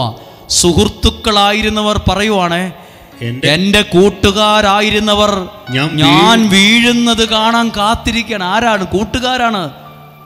ഉത്തമ മിത്രത്തോടായാലും എല്ലാം തുറന്നു പറഞ്ഞേക്കല്ലേ. കാര്യം അവൻ ഉത്തമിത്രവാ, തോളത്ത് കൈയിട്ട് നടക്കുന്ന ആളാ, എല്ലാം ഭയങ്കര സംഭവമാ. പക്ഷെ അവൻ്റെ മനസ്സിലും കാണും. ജെറമിയ പറയുക, ഉത്തമ മിത്രം പോലും ഞാൻ വീഴുന്നത് കാണാൻ നോക്കിയിരിക്കുവാന്ന്. നമ്മളൊക്കെ വീഴുന്നത് കാണാൻ, ആ കല്യാണമൊക്കെ മുടങ്ങിപ്പോകാൻ, ആ വ്യക്തി തല കുനിച്ച് നിൽക്കുന്നത് കാണാൻ, ആ വീട് പണി പൂർത്തിയാകാതിരിക്കാൻ, നശിച്ചു കാണാൻ കാത്തിരിക്കുന്നവരുണ്ട്. തകർന്ന് കാണാൻ കാത്തിരിക്കുക. ബൈബിളിൽ ഇരിക്കുകയാണ്. ജെറമിയ പറയുക, നീ എൻ്റെ സുഹൃത്തുക്കൾ പോലും നീ തകരുന്നത് കാണാൻ കാത്തിരിക്കുന്നു. പിന്നെയോ അവന് വഴി തെറ്റിയേക്കാം, അവന് വഴി തെറ്റിയേക്കാം. അപ്പോൾ നമുക്ക് അവനെ വഴി തെറ്റിച്ച് അവൻ്റെ മേൽ വിജയം നേടാം. നമ്മുടെ കുഞ്ഞുങ്ങളെ വഴി തെറ്റിക്കുന്നവരുണ്ട് കേട്ടോ. തെറ്റായ ബന്ധത്തിൽ കൊണ്ടുപോയി വഴി തെറ്റിക്കുന്നവരുണ്ട്. എത്തേണ്ടിടത്ത് അവരെത്താതിരിക്കാൻ മദ്യത്തിൻ്റെയും മയക്കുമരുന്നിൻ്റെയും ലഹരിയുടെയും അടിമത്വത്തിലേക്ക് തള്ളിവിട്ട് വഴി തെറ്റിക്കുന്നവരുണ്ട്. ഇല്ലെന്ന് പറയാൻ പറ്റുമോ? അതുകൊണ്ടൊക്കെയാണ് നിങ്ങൾ ചിലരോട് പറഞ്ഞത്, അവനോട് കൂട്ടുകൂടണ്ട, നീ അവൻ്റെ കൂടെ പോകണ്ട, അവിടെ പോയി പഠിക്കണ്ട, അവൻ്റെ വീട്ടിൽ പോകണ്ട. വഴി തെറ്റിക്കുമെന്ന് നിങ്ങൾക്ക് എന്തോ ഒരു തോന്നൽ, അത് ദൈവം ചിലപ്പോൾ തോന്നിപ്പിച്ചതായിരിക്കും നിങ്ങളിൽ. ആ വ്യക്തിയോട് കൂടെ കൂട്ടുകൂടിയാൽ എൻ്റെ കുഞ്ഞു വഴി തെറ്റി പോകുമോ? വഴി തെറ്റിയേക്കാം. പലരും വഴി തെറ്റിക്കാൻ നോക്കും. എന്നിട്ട് പറയാണ്, നമുക്ക് അവൻ്റെ മേൽ വിജയം നേടാം, പ്രതികാരം നടത്താം. ജെറമിയായെ തോപ്പിക്കാൻ പലരും നോക്കി, പക്ഷെ ദൈവവചനമുള്ളവന്റെ കൂടെ ദൈവം എങ്ങനെയാണെന്നറിയാമോ? അതാ 11-ാമത്തെ വാക്യം, എന്നാൽ വീരയോദ്ധാവിനെ പോലെ കർത്താവ് എന്റെ പക്ഷത്തുണ്ട്. ഒരു അഭ്യാസവും നടക്കത്തില്ല, ഒരു കളി നടക്കത്തില്ല, ഒരു അപഖ്യാദികളോ എന്തെല്ലാം പറഞ്ഞു പിടിച്ചാലും ദൈവത്തിന്റെ വചനമുള്ളവനെ തോപ്പിക്കാൻ പറ്റത്തില്ല. കാരണം അവൻ വീരയോദ്ധാവിനെ പോലെ ദൈവം അവന്റെ പക്ഷത്തുണ്ട്. സാധാരണ മനുഷ്യനെ പോലെയല്ല. വീരയോദ്ധാവ് എന്ന് പറഞ്ഞാൽ ധൈര്യമുള്ള പട്ടാളക്കാരനെ പോലെ എന്നർത്ഥം. വീരയോദ്ധാവിനെ പോലെ, ഒരു പട്ടാളക്കാരനെ പോലെ, ആയുധങ്ങൾ എന്തിയ പട്ടാളക്കാരനെ പോലെ ദൈവം എൻ്റെ പക്ഷത്തുണ്ട്. ആര് തോപ്പിക്കുന്ന പറയുന്നത്? പറയുന്നവർ പറയട്ടെ, സ്നേഹിക്കുന്നവർ സ്നേഹിക്കട്ടെ, വെറുക്കുന്നവർ വെറുക്കട്ടെ, അവർക്ക് ചെയ്യാൻ പറ്റുന്ന അവർ ചെയ്യട്ടെ. എല്ലാവരുടെയും സ്നേഹം നമുക്ക് വേണ്ട. സ്നേഹിക്കുന്നവർ സ്നേഹിക്കട്ടെ, മിണ്ടുന്നൊന്നുമില്ല, മിണ്ടണ്ട. അകലട്ടെ, അകലുന്നവർ അകലട്ടെ, മിണ്ടുന്നവർ മിണ്ടട്ടെ, സ്നേഹിക്കുന്നവർ സ്നേഹിക്കട്ടെ, അവർക്ക് തോന്നുന്നു ചെയ്യട്ടെ. പക്ഷെ ദൈവം വീരയോദ്ധാവിനെ പോലെ എൻ്റെ പക്ഷത്തുണ്ട്. ആരുടെ കൂടെയാ ദൈവം? ദൈവത്തിന്റെ വചനം നാവിൽ നിക്ഷേപിച്ച് അത് സ്വീകരിച്ച ജെറമിയായോടുകൂടെ വീരയോദ്ധാവിനെ പോലെയായിരുന്നു. സുഹൃത്തുക്കൾ പോലും പല വിധത്തിൽ തകർക്കാനാ നോക്കിയത്. അന്നേരം ദൈവം വീരയോദ്ധാവിനെ പോലെ കർത്താവ് എൻ്റെ പക്ഷത്തുണ്ട്, അതിനാൽ എന്റെ പീഡകർക്ക് കാലിടറും. എന്താ പീഡകർ എന്ന് പറഞ്ഞാൽ?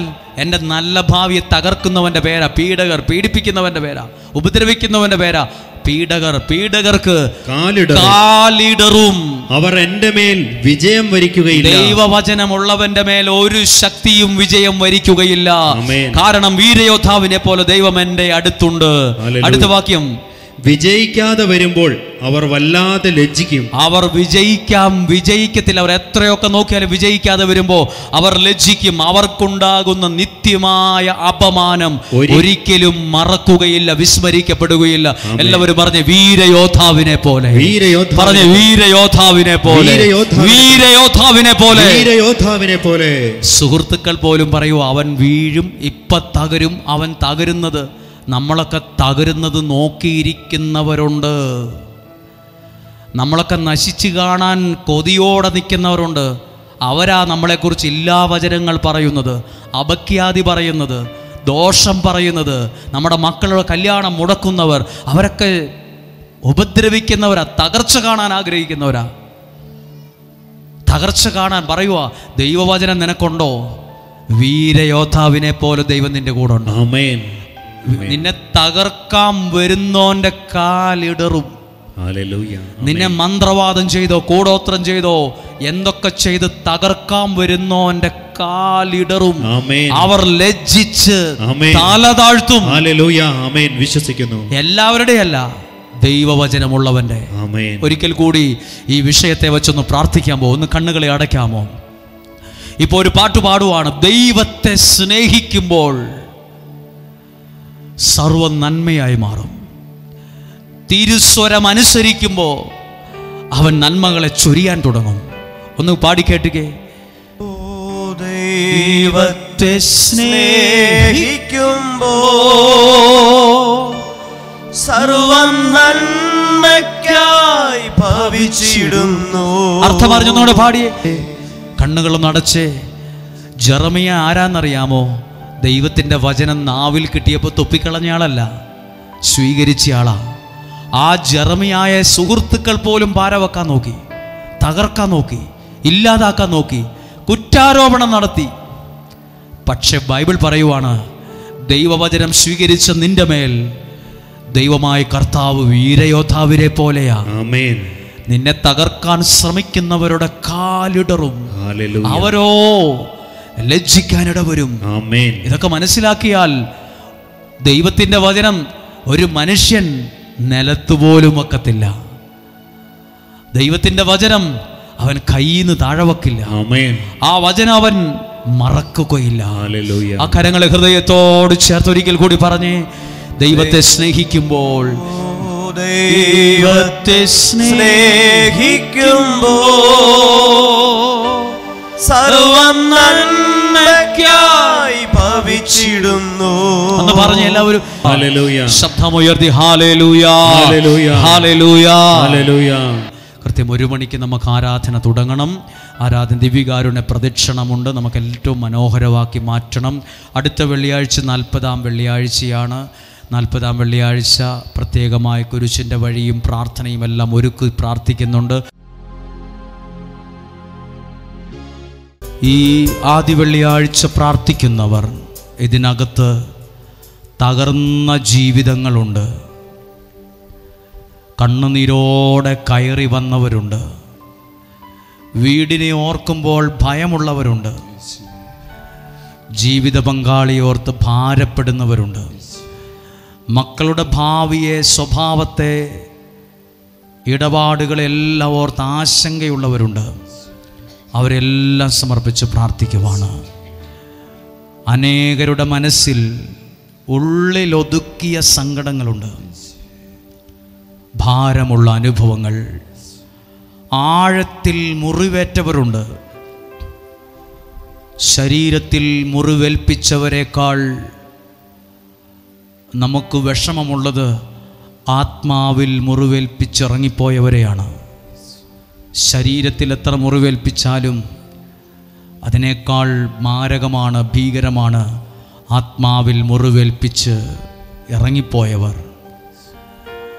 ചില മുഖത്തെ ദുഃഖമുള്ള മനസ്സും മുഖവും ഒക്കെ കാണുമ്പോൾ അവരുടെ ജീവിതത്തെ പരിശോധിക്കുമ്പോൾ വേദനിപ്പിച്ച് കരയിപ്പിച്ച് ഇറങ്ങിപ്പോയവരുടെ കാൽപാദങ്ങൾ കാണാം. ഒരുപാട് സങ്കടങ്ങൾ എല്ലാവരെയും ഒന്ന് ചേർത്ത് വയ്ക്കുകയാണ്. ചിലപ്പോൾ ചിലർ പറയുന്നു, ഒരല്പം സ്നേഹം പോലും എൻ്റെ വീട്ടിൽ നിന്ന് കിട്ടുന്നില്ല. സ്നേഹത്തിന് വേണ്ടി കൊതിക്കുന്നവരുണ്ട്, ഒരാശ്വാസത്തിന് വേണ്ടി ആഗ്രഹിക്കുന്നവരുണ്ട്, ഒന്നും വേണ്ട ഒരു നല്ല വാക്കു വേണ്ടി ആഗ്രഹിക്കുന്നവരുണ്ട്. നമുക്കെല്ലാം ഒന്ന് പ്രാർത്ഥനയിൽ, ഞങ്ങൾ ഈ ആരാധനയിൽ ആരെയൊക്കെയാണ് ചേർത്ത് വയ്ക്കുന്നതെന്നറിയാമോ? ഇന്നലെയും ഇന്നുമായി ആലയത്തിലേക്ക് പ്രാർത്ഥനയോടെ വന്ന എല്ലാവരെയും, നൊവേനയിൽ പങ്കെടുത്തു പ്രാർത്ഥിച്ചവർ, അതിൽ നിയോഗം സമർപ്പിച്ചവർ, മുട്ടിൽ ഇഴഞ്ഞ് നേർന്ന് പ്രാർത്ഥിച്ചവർ, കൽക്കുരിശിൽ എണ്ണയൊഴിച്ച് അതിലെഴുതിൽ പ്രാർത്ഥിച്ചവർ, ആ കൽക്കുരിശിലെ എണ്ണ കൊണ്ടുപോകുന്നവർ, നിയോഗത്തിരി കത്തിച്ചു പ്രാർത്ഥിക്കുന്നവർ, നിയോഗം സമർപ്പിച്ച് പ്രാർത്ഥന സ്വീകരിച്ചവർ, എല്ലാവരെയും ഏൽപ്പിക്കുകയാണ്. കർത്താവേ, ആരെല്ലാമാണോ ആ നിയോഗ പ്രാർത്ഥന കൗണ്ടറിൽ അവരുടെ പേരും ഒരു നിയോഗവും നൽകിയത്, ആ സമയത്തെ ഓർക്കുന്നു. അവരുടെ നിയോഗം ഈ അൽത്താരയിൽ പ്രാർത്ഥനയോടെ വച്ചിരിക്കുന്നു. കർത്താവേ, അങ്ങയുടെ അത്ഭുതകരം കാണുവാൻ ഇടയാകണമേ. 2 കരങ്ങളെയും നമുക്ക് ഉയർത്തിപ്പിടിച്ച് എല്ലാ സാഹചര്യങ്ങളെ സമർപ്പിച്ചുകൊണ്ട് പ്രാർത്ഥിക്കാൻ പോവാം. നന്നായി സ്തുതിച്ചൊന്ന് ആരാധിക്കാൻ പോവുകയാണ്. ശ്രദ്ധിക്കാമോ? കെട്ടിയിട്ട വള്ളമല്ല തുഴയുന്നത്, കെട്ടിയിട്ട വള്ളം തുഴയുന്ന സ്ഥലമല്ല ഇത്. ദൈവത്തെ ആരാധിച്ച് അനുഗ്രഹം പ്രാപിക്കുന്ന ഇടമാണ് ഇത്. എത്തേണ്ടടുത്ത് നിന്നെ എത്തിക്കുന്നതാണ്. സകല തടസ്സങ്ങളും തകർച്ചകളും മാറ്റുന്നതാണ്. ഒരു വലിയ വിടുതൽ നിനക്ക് കൊണ്ടുവരുന്നതാണ്. ആ കരങ്ങളെ ഉയർത്തി, ശബ്ദമുയർത്തി വിളിച്ച് യേശുവേ, ജീസസ്, ഹല്ലേലൂയ, യേശുവിന്റെ നാമം, യേശുവിന്റെ നാമം, ജീസസ്, ഹല്ലേലൂയ, ഹല്ലേലൂയ. എല്ലാവരും സ്തുതിക്കുന്നു, എല്ലാവരും സ്തുതിക്കുന്നു, എല്ലാവരും സ്തുതിക്കുന്നു, സ്തുതിക്കുന്നു, സ്തുതിക്കുന്നു. ജീസസ്, ശബ്ദമുയർത്തി, ശബ്ദമുയർത്തി സ്തുതിക്കുന്നു, സ്തുതിക്കുന്നു. ഹല്ലേലൂയ, ഹല്ലേലൂയ, ഹല്ലേലൂയ.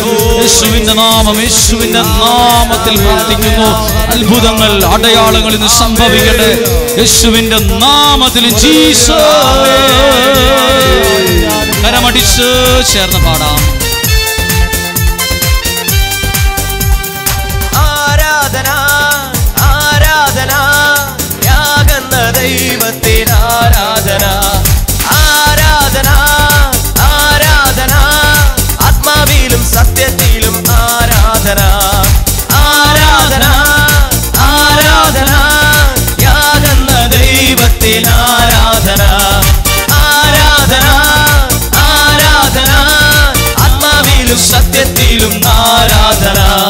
മമ്രയുടെ തോപ്പിലിറങ്ങി വന്ന അബ്രഹാമിൻ ദൈവത്തിന് ആരാധന. പാടാമോ? മമ്രയുടെ തോപ്പിലിറങ്ങി വന്ന അബ്രഹാമിൻ ദൈവത്തിന് ആരാധന. ആരാധന, ആരാധന, യാകുന്ന ദൈവത്തിന് ആരാധന. ആരാധന, ആത്മാവിലും സത്യത്തിലും ആരാധന. കരങ്ങൾ താഴ്ത്തി അടിച്ച് ശബ്ദമുയർത്തി എല്ലാ ശുശ്രൂഷകരും പ്രാർത്ഥിക്കുക, എല്ലാ പ്രിയപ്പെട്ടവരും പ്രാർത്ഥിക്കുക. ഒറ്റ മനസ്സോടെ ഒരാത്മാവിൽ നിന്നോണ്ട് വിശ്വാസത്തോടെ വിളിച്ചു പ്രാർത്ഥിക്കുക. ദൈവത്തിന്റെ അത്ഭുതങ്ങൾ സംഭവിക്കട്ടെ, അത്ഭുതങ്ങൾ സംഭവിക്കട്ടെ, ദൈവത്തിന്റെ കാരുണ്യം വെളിപ്പെടട്ടെ. ഹല്ലേലൂയ. എല്ലാവരും വിശ്വസിക്കുക. കരമടിച്ചു പാടി. മരുഭൂമിയിൽ മന്നദാനം നൽകിയ ഇസ്രായേലിൻ ദൈവത്തിന് ആരാധന. പാടാമോ? മരുഭൂമിയിൽ മന്നദാനം നൽകിയ ഇസ്രായേലിൻ ദൈവത്തിന് ആരാധന. അതുകൊണ്ട് ആരാധന ആരാധന യാഗെന്ന ദൈവത്തിന് ആരാധന. പാടാമോ? ആരാധന ആരാധന ആത്മാവിലും സത്യത്തിലും ആരാധന. ആരാധന ആരാധന യാഗെന്ന ദൈവത്തിന് ആരാധന. ആരാധന ആരാധന ആത്മാവിലും സത്യത്തിലും ആരാധന. ചേർന്ന് സ്തുതിച്ചു പ്രാർത്ഥിക്കുന്നു.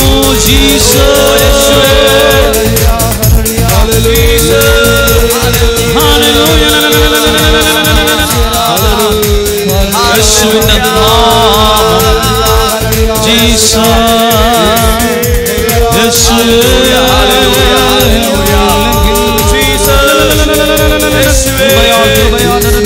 യേശുവിന്റെ നാമം, യേശുവിന്റെ നാമം, യേശുവിന്റെ നാമം.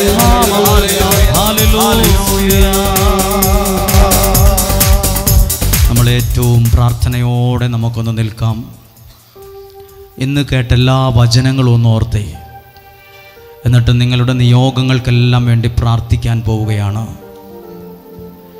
പ്രാർത്ഥിക്കുമ്പോൾ ഇങ്ങനെയാണ് പ്രാർത്ഥിക്കുന്നത്. ഒരു ചെറിയ കാര്യമായാലും അത് നിങ്ങളുടെ മനസ്സിലിരിക്കട്ടെ. ഒരാൾ വന്ന് ചോദിക്കുവാണ്, ബസ് പോയോ? അവർ പറഞ്ഞു, അയ്യോ 7:15 വണ്ടി പോയല്ലോ, ഇനി ബസ്സുണ്ടോയെന്ന് അറിയത്തില്ല, 7:15 വണ്ടി പോയി.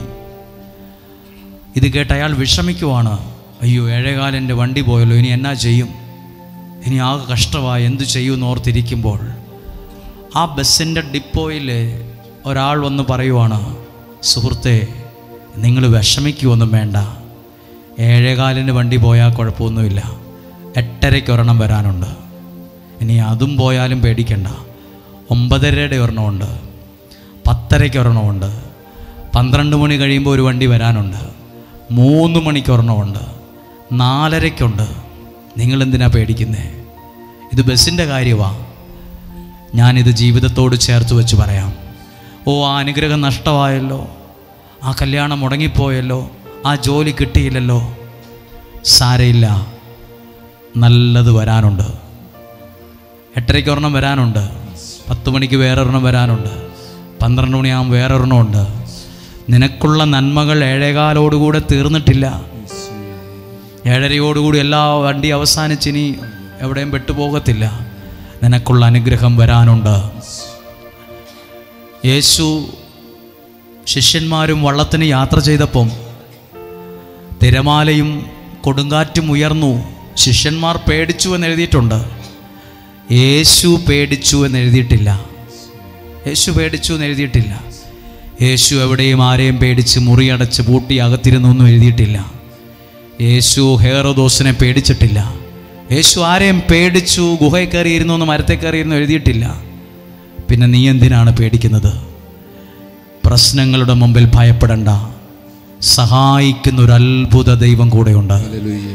അത്ഭുതകരമായി എന്നെ സഹായിക്കുന്ന ഒരു ദൈവമുണ്ട്. അങ്ങനെയെങ്കിൽ കരങ്ങളെ ഹൃദയത്തോട് ചേർത്ത് ഇന്ന് നിയോഗം സമർപ്പിച്ച എല്ലാവരെയും ഓർത്ത് പ്രാർത്ഥിക്കുവാണ്. ഇന്ന് നിയോഗം സമർപ്പിച്ച 415 പേർ, ഇന്നലെ നിയോഗം സമർപ്പിച്ച 284 പേർ, അവരെ അവരുടെ പേര് അവരുടെ നിയോഗം ഈ അൾത്താരിൽ എടുത്തു വെച്ച് പ്രാർത്ഥിക്കുകയാണ്. തകർന്ന കുടുംബങ്ങൾ ശരിയാകുവാനാണ് ഒരു നിയോഗമുള്ളത്. തകർന്ന കുടുംബങ്ങൾ നിന്നുകൊണ്ടാണ് കേൾക്കുന്നതെങ്കിലും ഒന്ന് പ്രാർത്ഥിച്ചേ. നിങ്ങളിൽ ആരെങ്കിലും കുടുംബജീവിതം തകർന്നതിൻ്റെ പേരിൽ വിഷമിക്കുവാണോ? ദൈവമേ, പലരും ചോദിക്കുന്നു, എന്താ നിൻ്റെ മകൻ്റെ കുടുംബം ഇങ്ങനെ, മകളുടെ കുടുംബം ഇങ്ങനെ, എന്താ എന്നും വഴക്കാണല്ലോ, എന്നും പ്രശ്നമാണല്ലോ, എന്നാ പറ്റി? തകർന്ന കുടുംബങ്ങളെ ഓർത്ത് ഭാരപ്പെടുന്ന മാതാപിതാക്കൾ. ചില അമ്മമാർ പറയുന്നു, എൻ്റെ മകനെ മകളെ അവർ വിവാഹം കഴിഞ്ഞിട്ടൊരു സ്വസ്ഥതയില്ല, ഒരു സമാധാനമില്ല. തകർന്ന കുടുംബങ്ങളെ ഓർത്ത് പ്രാർത്ഥിക്കുന്നവരുണ്ട്. കർത്താവേ, ഞങ്ങളുടെ പ്രാർത്ഥനയൊന്നും എന്താ കേൾക്കാത്തത്? ഞങ്ങളുടെ പ്രശ്നങ്ങൾ എന്താ കൂടിക്കൂടി വരുന്നത്? ഞങ്ങളൊന്നും സെറ്റാകുന്നില്ലല്ലോ, ഞങ്ങളുടെ കാര്യത്തിൽ ഒരു ഐക്യം വരുന്നില്ലല്ലോ. ഇപ്പോൾ പ്രാർത്ഥിച്ചേ, കണ്ണുകളെ അടച്ച് പ്രാർത്ഥിച്ചേ, തലകും വിലങ്ങും ചിന്തിക്കാതെ പ്രാർത്ഥിച്ചേ. കർത്താവേ, ഞങ്ങളുടെ കുടുംബത്തിനകത്ത് സ്നേഹത്തിൻ്റെ ഒരു ബന്ധമുണ്ടാകണമേ. യേശുവിൻ്റെ നാമത്തിൽ നിങ്ങൾ പ്രാർത്ഥിക്കുമ്പോൾ വെറുതെ സ്തുതിക്കുകയല്ല, യേശുവിൻ്റെ നാമത്തിലാണ് പ്രാർത്ഥിക്കുന്നത്. യേശുവിൻ്റെ നാമത്തിൽ തകർന്ന കുടുംബങ്ങളെ പണിയണമേ. യേശുവിൻ്റെ നാമത്തിൽ തകർന്ന ബന്ധങ്ങളെ പണിയണമേ. യേശുവിൻ്റെ നാമത്തിൽ അത്ഭുതങ്ങൾ സംഭവിക്കട്ടെ. നിങ്ങളും കണ്ണുകളെ അടച്ച് പ്രാർത്ഥിക്കുമ്പോൾ യേശുവിൻ്റെ നാമത്തിൽ സംഭവിക്കട്ടെ എന്ന് പറഞ്ഞ്, യേശുവിൻ്റെ നാമത്തിൽ അനുഗ്രഹങ്ങൾ ഉണ്ടാകട്ടെ. യേശുവിൻ്റെ നാമത്തിൽ കുടുംബം അനുഗ്രഹിക്കപ്പെടട്ടെ. യേശുവിൻ്റെ നാമത്തിൽ കുടുംബ ബന്ധങ്ങൾ അനുഗ്രഹിക്കപ്പെടട്ടെ. എല്ലാവരും അത് പറഞ്ഞ്, യേശുവിൻ്റെ നാമത്തിൽ, യേശുവിൻ്റെ നാമത്തിൽ, ഇൻ ജീസസ് നെയിം, ഹല്ലേലൂയ. വീണ്ടും പ്രാർത്ഥിക്കുന്നതാണ്. ലഹരിക്കോ മദ്യപാനത്തിനോ മയക്കുമരുന്നിനോ അടിമകളായി പോയവർക്ക് വേണ്ടിയുള്ള പ്രാർത്ഥന. തലമുറകൾക്ക് വേണ്ടി ഒന്ന് ആരാധിക്കാൻ തയ്യാറാകാമോ? മക്കൾക്ക് വേണ്ടി ഒന്ന് പ്രാർത്ഥിക്കാൻ തയ്യാറാകാമോ? നിങ്ങളുടെ മകനോ മകളോ ഏതെങ്കിലും തെറ്റായ വിധത്തിൽ അകന്നിരിക്കുന്നു, അവർക്ക് വിശ്വാസം കുറയുന്നു, പ്രാർത്ഥന കുറയുന്നു, ഇതിനോടൊന്നും താല്പര്യമില്ല, മദ്യത്തിലേക്ക്, മയക്കുമരുന്നിലേക്ക്, ലഹരിക്ക്, ഫോണിൻ്റെ അഡിക്റ്റ് ആകുന്നു, പലതരത്തിലുള്ള എല്ലാം മറച്ചു വയ്ക്കുന്നു, ഒളിച്ചു വയ്ക്കുന്നു, ആകെ പ്രതിസന്ധി. എൻ്റെ കുഞ്ഞുങ്ങൾ എന്താണ് ഇങ്ങനെ? ഒരു നിമിഷം ആ കരങ്ങളെ ഉയർത്തി തലമുറകൾക്ക് വേണ്ടി ഒന്ന് ആരാധിക്കാൻ തയ്യാറായേ, തലമുറകൾക്ക് വേണ്ടി ഒന്ന് ആരാധിക്കാൻ തയ്യാറായേ. കുഞ്ഞുങ്ങളുടെ മേൽ ഒരു വിടുതൽ സംഭവിക്കാൻ വേണ്ടി പ്രാർത്ഥിച്ചു. യേശുവിന്റെ നാമത്തിൽ ഏൽപ്പിച്ച്, ഹല്ലേലൂയ, യേശുവിന്റെ നാമത്തിൽ ഏൽപ്പിക്കുന്നു. കൃപയരുളിയിടുമേ, കൃപയരുൾ. യേശുവിന്റെ നാമത്തിൽ, യേശുവിന്റെ നാമത്തിൽ തലമുറകൾക്ക് വേണ്ടി പ്രാർത്ഥിക്കുന്നു, തലമുറകൾക്ക് വേണ്ടി പ്രാർത്ഥിക്കുന്നു. യേശുവിന്റെ നാമത്തിൽ തലമുറകൾ, +1 +2 പഠിച്ച, SLC പഠിച്ച കുഞ്ഞുങ്ങൾ വല്ല വിജയമുണ്ടാകാൻ പ്രാർത്ഥിക്കുന്നു, അനുഗ്രഹമുണ്ടാകാൻ പ്രാർത്ഥിക്കുന്നു. യേശുവിന്റെ നാമത്തിൽ ജീസസ്. കൃപയരുളിയിടുമേ, ബലമണിക്കുമേ, കൃപയരുളിയിടുമേ, ബലമണിക്കുമേ, മാറാമധുരമായി മാറ്റിയിടുമേ, മാറാമധുരമായി മാറ്റിയിടുമേ. വീണ്ടും പ്രാർത്ഥന ചോദിച്ച ചില കാര്യമാണ്. വിവാഹപ്രായമായി വിവാഹം നടന്നിട്ടില്ലാത്ത ആ സഹോദരങ്ങൾക്ക് വേണ്ടി പ്രാർത്ഥിച്ചേ, സഹോദരിമാർക്ക് വേണ്ടി പ്രാർത്ഥിക്കാം. പ്രായമായി ചില ആളുകൾ വിവാഹം വേണ്ടെന്ന് പറയുന്നു, ചില ആളുകൾ വിവാഹത്തോട് താല്പര്യമില്ല, അല്ലെങ്കിൽ അവർക്കുണ്ടായ തിക്താനുഭവങ്ങൾ അവരെ വല്ലാതെ വിഷമിപ്പിക്കും, തീരുമാനമെടുക്കാൻ പറ്റുന്നില്ല. വിവാഹം കഴിച്ചാൽ എങ്ങനെ മുന്നോട്ട് പോകും, ജീവിക്കാൻ പറ്റുമോ, ചതിക്കുമോ, പല ആശങ്കകൾ, ഉത്കണ്ഠകൾ അവരെ വല്ലാതെ അലട്ടുന്നു. ഒറ്റയ്ക്ക് തിന്നുന്ന ചില വേദനകൾ. വിവാഹം കഴിഞ്ഞ് മക്കളില്ലാത്ത ദമ്പതികൾ, അതെല്ലാം ഒന്ന് പ്രാർത്ഥിക്കാൻ പോവുകയാണ്. നിങ്ങളുടെ കുടുംബത്തിൽ ആരെങ്കിലും ഈ വിഷയം പ്രാർത്ഥന ചോദിച്ചിട്ടുണ്ടോ? ഇന്ന് ആരൊക്കെയാണോ ഇന്നലകളിലും ഇന്നും ഈ നിയോഗം വെച്ച് പ്രാർത്ഥിച്ചത്, ആ വിഷയത്തെ ദൈവകരങ്ങളിൽ ഏൽപ്പിച്ചു കൊടുത്തുകൊണ്ട് യേശുവിൻ്റെ നാമത്തിൽ പ്രാർത്ഥിക്കുന്നു, യേശുവിൻ്റെ നാമത്തിൽ പ്രാർത്ഥിക്കുന്നു, യേശുവിൻ്റെ നാമത്തിൽ പ്രാർത്ഥിക്കുന്നു.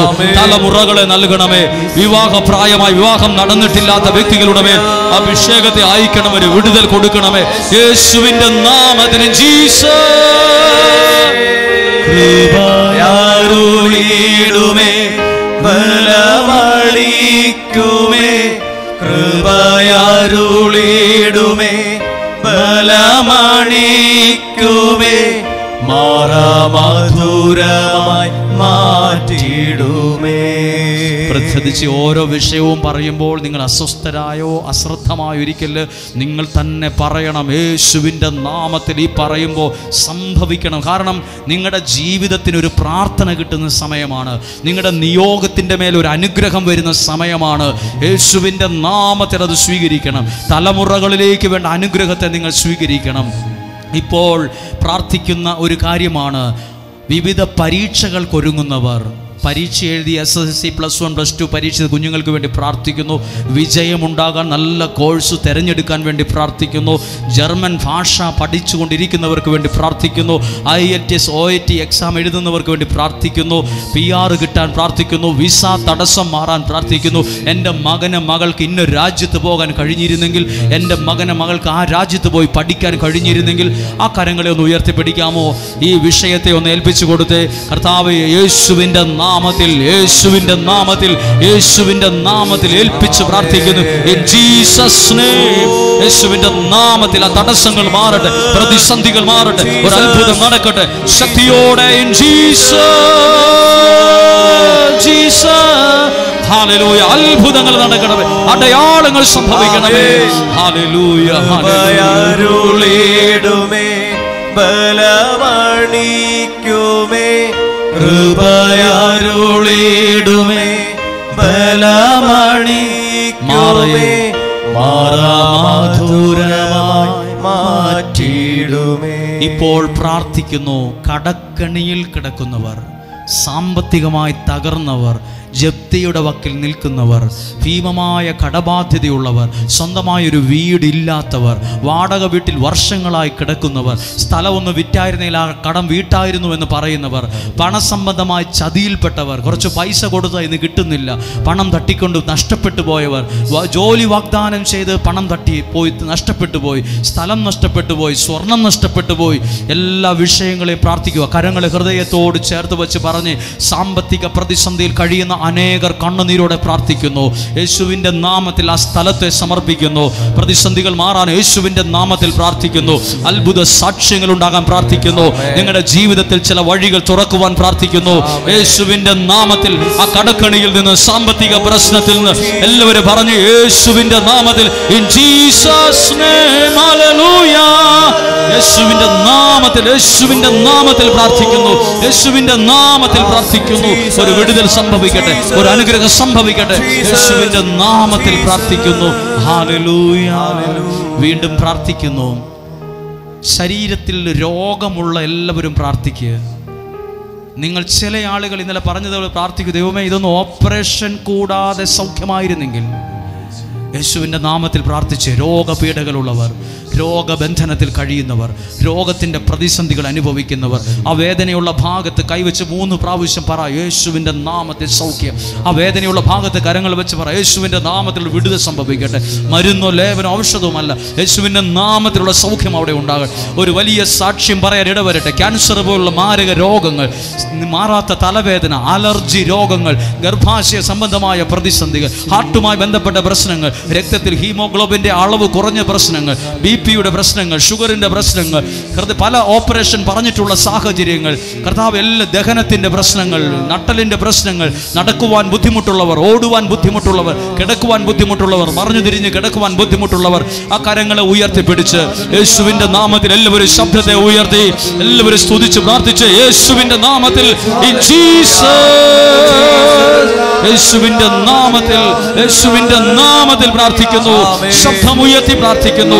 യേശുവിൻ്റെ നാമത്തിൽ തന്നെ ജീസസ്. ഹല്ലേലൂയ. വീണ്ടും പ്രാർത്ഥിക്കുന്നു. നല്ലൊരു ജോലി കിട്ടാൻ പ്രാർത്ഥിക്കുന്നവർ, ജോലി കിട്ടാൻ പ്രാർത്ഥിക്കുന്നവർ, മക്കൾ വിശ്വാസത്തിൽ വളരാൻ പ്രാർത്ഥിക്കുന്നവർ, അതോടൊപ്പം പ്രാർത്ഥിക്കുന്ന മകനോ മകൾ ഓട്ടിസം ബാധിച്ച പ്രതിസന്ധികളിലൂടെ കടന്നു പോകുന്നവർ പ്രാർത്ഥിച്ച് കണ്ണിന് കാഴ്ചയുമായി ബന്ധപ്പെട്ട പ്രശ്നം അനുഭവിക്കുന്നു. ശരീരത്തിൽ വെള്ളപ്പാണ്ടുള്ളവർ, വെള്ളപ്പാണ്ട് അനുഭവിക്കുന്നവർ, ഭയപ്പെടുന്നവർ, പേടിക്കുന്നവർ, ഇവരെ ഓർത്ത് പ്രാർത്ഥിക്കുന്നു. കർത്താവേ, ബിസിനസ് തുടങ്ങാൻ ആഗ്രഹിക്കുന്നവർക്ക് വേണ്ടി പ്രാർത്ഥിക്കുന്നു. ചില ബിസിനസ്സുകൾ തുടങ്ങാൻ, പണം ഇറക്കാൻ പുതിയ കൃഷികൾ തുടങ്ങാൻ സ്ഥലം പാട്ടത്തിനെടുക്കാൻ ആഗ്രഹിക്കുന്നവർക്ക് വേണ്ടി പ്രാർത്ഥിക്കുന്നു. പുതിയ കാര്യങ്ങൾ പഠിക്കാൻ ആഗ്രഹിക്കുന്നവർ, ഹോട്ടൽ തുടങ്ങാൻ ആഗ്രഹിക്കുന്നവർക്ക് വേണ്ടി പ്രാർത്ഥിക്കുന്നു. കച്ചവടം തുടങ്ങാൻ ആഗ്രഹിക്കുന്നവർക്ക് വേണ്ടി പ്രാർത്ഥിക്കുന്നു. കർത്താവെ, മകനെ മകളെ വിവിധ രാജ്യങ്ങളിൽ വിടാൻ ആഗ്രഹിച്ച് പ്രാർത്ഥിക്കുന്നവരെ ഓർക്കുന്നു. കർത്താവെ, ഈ നിമിഷം ഇന്ന് നിയോഗം തന്ന എല്ലാ പ്രിയപ്പെട്ടവരെയും ഒരു നിമിഷം ആ കരങ്ങളെ ഉയർത്തിപ്പിടിക്കാമോ? ഇന്ന് നിയോഗം സമർപ്പിച്ച എല്ലാ നിയോഗങ്ങളും ഈ അൾത്താരിൽ എടുത്തു വച്ചിട്ടുണ്ട്.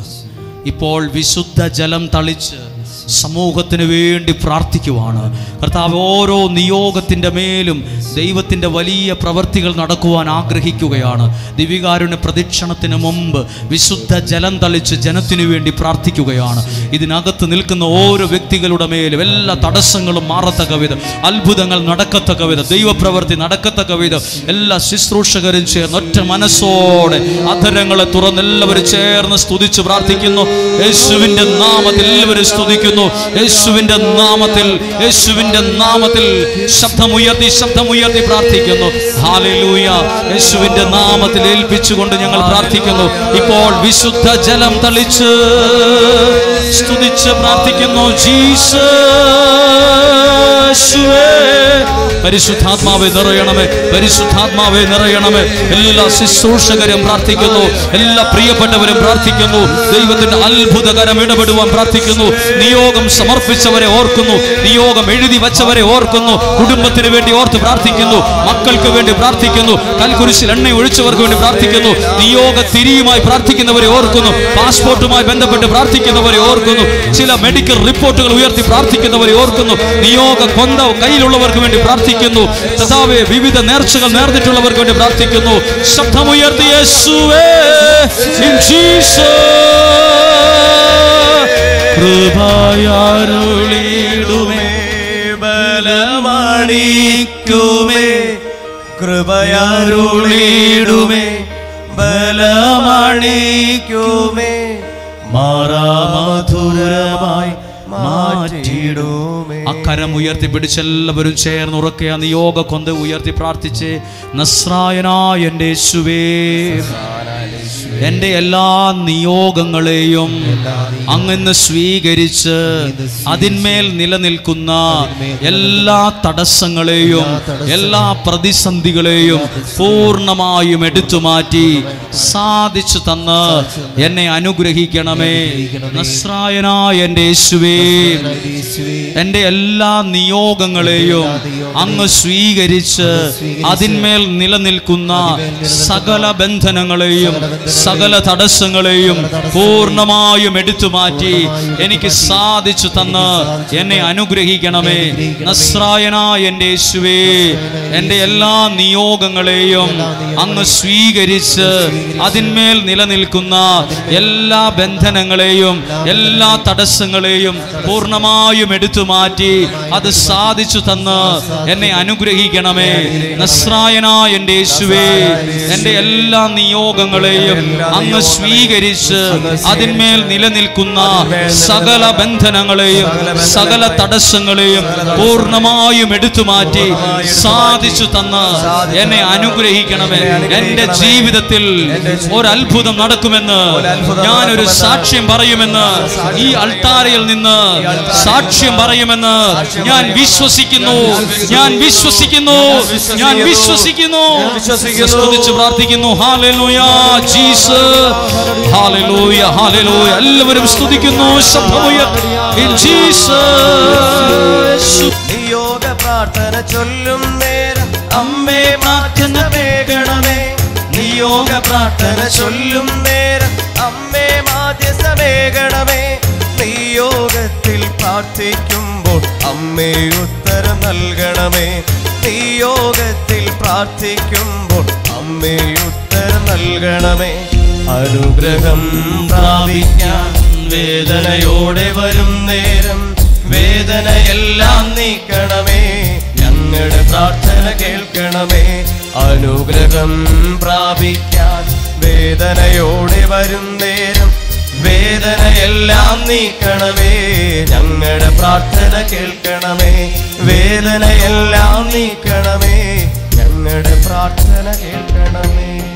പ്രിയപ്പെട്ടവരെ, തുടർന്ന് നമ്മുടെ ദിവികാരുണ്യ പ്രദക്ഷിണമാണ്. ശുശ്രൂഷകർ നിയോഗിക്കപ്പെട്ടിട്ടുള്ളവർ ആ ഒരു നടുഭാഗത്ത് ആ ഒരു ക്രമീകരണം ഒന്ന് വേഗത്തിൽ ചെയ്യാമോ? നമ്മളിപ്പോൾ ദിവികാരുണ്യ പ്രദക്ഷിണം ആരംഭിക്കുകയാണ്. നമ്മുടെ മധ്യത്തിൽ വരുന്ന യേശുവിനെ എല്ലാവരും സ്തുതിച്ച് പ്രാർത്ഥിച്ച് യേശുവെ സ്വീകരിക്കാം. ഹല്ലേലൂയ, ഹല്ലേലൂയ. യേശുവേ, ഞങ്ങൾ അങ്ങേ സ്തുതിക്കുന്നു, സ്തുതിക്കുന്നു, സ്തുതിച്ച് പ്രാർത്ഥിക്കുന്നു. ഹല്ലേലൂയ, ഹല്ലേലൂയ, ഹല്ലേലൂയ. യേശുവേ, ഞങ്ങൾ അങ്ങേ ഒന്ന് ചേർന്ന് ആരാധിച്ച് മഹത്വപ്പെടുത്തുന്നു. ഹല്ലേലൂയ, ഹല്ലേലൂയ. യേശുവേ, ഞങ്ങൾ അങ്ങേ സ്തുതിക്കുന്നു, നന്ദി പറഞ്ഞ് പ്രാർത്ഥിക്കുന്നു. എല്ലാവരും ശബ്ദം ഉയർത്തി സ്തുതിച്ച് പ്രാർത്ഥിക്കുന്നു. ഹല്ലേലൂയ, ഹല്ലേലൂയ. എല്ലാവരും സ്തുതിച്ച് പ്രാർത്ഥിക്കുന്നു, സ്തുതിച്ച് പ്രാർത്ഥിക്കുന്നു. എല്ലാവരും പ്രാർത്ഥിക്കുന്നു. കർത്താവേ, അങ്ങയുടെ സാന്നിധ്യം ഈ ജനത്തിന്റെ മേൽ ഇപ്പോൾ സംഭവിക്കണമെന്ന് പ്രാർത്ഥിക്കുന്നു. ദൈവത്തിന്റെ അത്ഭുത ഇടപെടലുകൾ സംഭവിക്കണമേ എന്ന് പ്രാർത്ഥിക്കുന്നു. ദൈവത്തിന്റെ കരം ഈ ജനത്തിന്റെ മേൽ വെളിപ്പെടണമെന്ന് പ്രാർത്ഥിക്കുന്നു. ഹല്ലേലൂയ, ഹല്ലേലൂയ. യേശുവിന്റെ നാമം വിളിച്ച് പ്രാർത്ഥിക്കുന്നു. പരിശുദ്ധാത്മാവെ നിറയണമെന്ന് പ്രാർത്ഥിക്കുന്നു. ഓരോ രോഗികളുടെ മേലും സൗഖ്യം സംഭവിക്കണമെന്ന് പ്രാർത്ഥിക്കുന്നു. ഹല്ലേലൂയ, ഹല്ലേലൂയ, ഹല്ലേലൂയ. ചേർന്ന് പാടാം. ആരാധിച്ചാർത്തിടുമ്പോൾ അർപ്പിക്കാം സ്തോത്രയാഗങ്ങൾ. സ്ഥലത്ത് ആരൊക്കെ വന്ന് പ്രാർത്ഥിച്ചോ അവിടെയെല്ലാം ജീവിതങ്ങളുടെ മേൽ അത്ഭുതങ്ങളുടെ കരം വെളിപ്പെടണമേ. ഓരോ നിയോഗത്തിന്റെ മേലും ദൈവശക്തി വെളിപ്പെടണമേ. തന്റെ മക്കൾക്ക് വേണ്ടി പ്രാർത്ഥിക്കുന്നവരുണ്ട്. സാമ്പത്തിക ഭദ്രത ലഭിക്കുവാൻ പ്രാർത്ഥിക്കുന്നവരുണ്ട്. വഴികൾ അടഞ്ഞുപോയി വഴികൾ തുറന്നു കിട്ടുവാൻ പ്രാർത്ഥിക്കുന്നവരുണ്ട്. കുടുംബ ജീവിതം അനുഗ്രഹിക്കപ്പെടാൻ പ്രാർത്ഥിക്കുന്നവരുണ്ട്. മക്കൾ വിശ്വാസത്തിൽ വളരാൻ പ്രാർത്ഥിക്കുന്നവരുണ്ട്. സകലരെയും ചേർത്ത് നിർത്തിക്കൊണ്ട് ഒറ്റ മനസ്സോടെ സ്തുതിക്കുന്നു. Jesus, hallelujah. യേശുവേ, എല്ലാവരും സ്തുതിക്കുന്നു, സ്തുതിച്ച് പ്രാർത്ഥിക്കുന്നു. വിശ്വാസത്തോടെ സ്തുതിച്ച് പ്രാർത്ഥിക്കുന്നു. ഹല്ലേലൂയ, ഹല്ലേലൂയ, ഹല്ലേലൂയ. ആരാധിക്കാം പരിശുദ്ധനേ, അർപ്പിക്കാം സ്തോത്രയാഗങ്ങൾ. സർവസ്തുതികൾക്കും യോഗ്യനായ യേശുവേ ആരാധിക്കാം. സർവസ്തുതികൾക്കും യോഗ്യനായ യേശുവേ ആരാധിക്കാം. ഹല്ലേലൂയ പാടിടാം, ഉയർത്തിടാം യേശുനാമം. ഹല്ലേലൂയ പാടിടാം, ഉയർത്തിടാം യേശുനാമം. വല്ലഭനാം യേശുവേ ആരാധിച്ചാർത്തിടാം. ഇപ്പോൾ ഈ പരിശുദ്ധ കുർബാന എഴുന്നള്ളിച്ച് നിയോഗത്തോടെ പ്രാർത്ഥിക്കുമ്പോൾ പ്രാർത്ഥനയ്ക്കുത്തരമായി എൻ്റെ ജീവിതത്തിലും എൻ്റെ വീട്ടിലും ഒരാഘോഷം പോലെ സന്തോഷമുണ്ടാകാൻ പ്രാർത്ഥിച്ചേ. കർത്താവ്, എൻ്റെ നിയോഗത്തോടെ ഞാൻ സമർപ്പിച്ച പ്രാർത്ഥനയ്ക്കുത്തരമായി എൻ്റെ ജീവിതത്തിലും എൻ്റെ വീട്ടിലും ഒരാഘോഷം പോലെ സന്തോഷമുണ്ടാകാൻ ഈ നിയോഗ പ്രാർത്ഥനയിൽ പങ്കെടുക്കുന്നവർ, നിയോഗം സമർപ്പിച്ച് പ്രാർത്ഥിക്കുന്നവർ, കൽക്കുരിശിൽ എണ്ണയൊഴിച്ച് ഓരോ നിയോഗത്തിന് വേണ്ടി പ്രാർത്ഥിച്ചവർ, അവരുടെ എല്ലാം ജീവിതങ്ങളിൽ ഒരാഘോഷം പോലെ ഒരു സന്തോഷം അനുഭവിക്കുവാൻ എല്ലാവരും ഒന്ന് വിശ്വസിച്ച് ഒരാഘോഷം പോലെ സന്തോഷം അനുഭവിക്കാൻ ഇടവരട്ടെ. പുഞ്ചിരിച്ച മുഖത്തോടെ ഒരു സാക്ഷ്യം പറയാൻ പരിശുദ്ധാത്മാവ് ഇടവരുത്തട്ടെ. ആ കരങ്ങളെ ചേർത്തടിച്ച് ഒരുമിച്ച് പാടി പ്രാർത്ഥിക്കാം. സന്തോഷത്തോടെ പാടാം. ആരിലും ആരാധ്യൻ നീ, രാജാതിരാജാവു നീ. ചേർന്ന് പാടാമോ? ആരിലും ആരാധ്യൻ നീ, രാജാതിരാജാവു നീ. ഒരുമിച്ച് പാടാമോ? പാടി സ്തുതിച്ചിടും ഞാൻ എല്ലാ നാളും നിൻ സ്തുതികൾ. പാടി സ്തുതിച്ചിടും ഞാൻ എല്ലാ നാളും നിൻ സ്തുതികൾ. കരങ്ങൾ ഉയർത്തിയടിച്ച് ഹല്ലേലൂയ, ഹല്ലേലൂയ. ആരാധന സ്തുതി രാജാവിന്. എൻ ബലവും എൻ കോട്ടയും നീ മാത്രമേ സുനാഥാ. എൻ ബലവും എൻ കോട്ടയും നീ മാത്രമേ സുനാഥാ. ആശ്രയമായി നീ അല്ലാതെ ആരുള്ളു എൻ ദൈവമേ. ആശ്രയമായി നീ അല്ലാതെ ആരുള്ളു എൻ ദൈവമേ. അതുകൊണ്ട് കരം ഉയർത്തി പാടണം. Hallelujah, hallelujah. ആരാധന സ്തുതി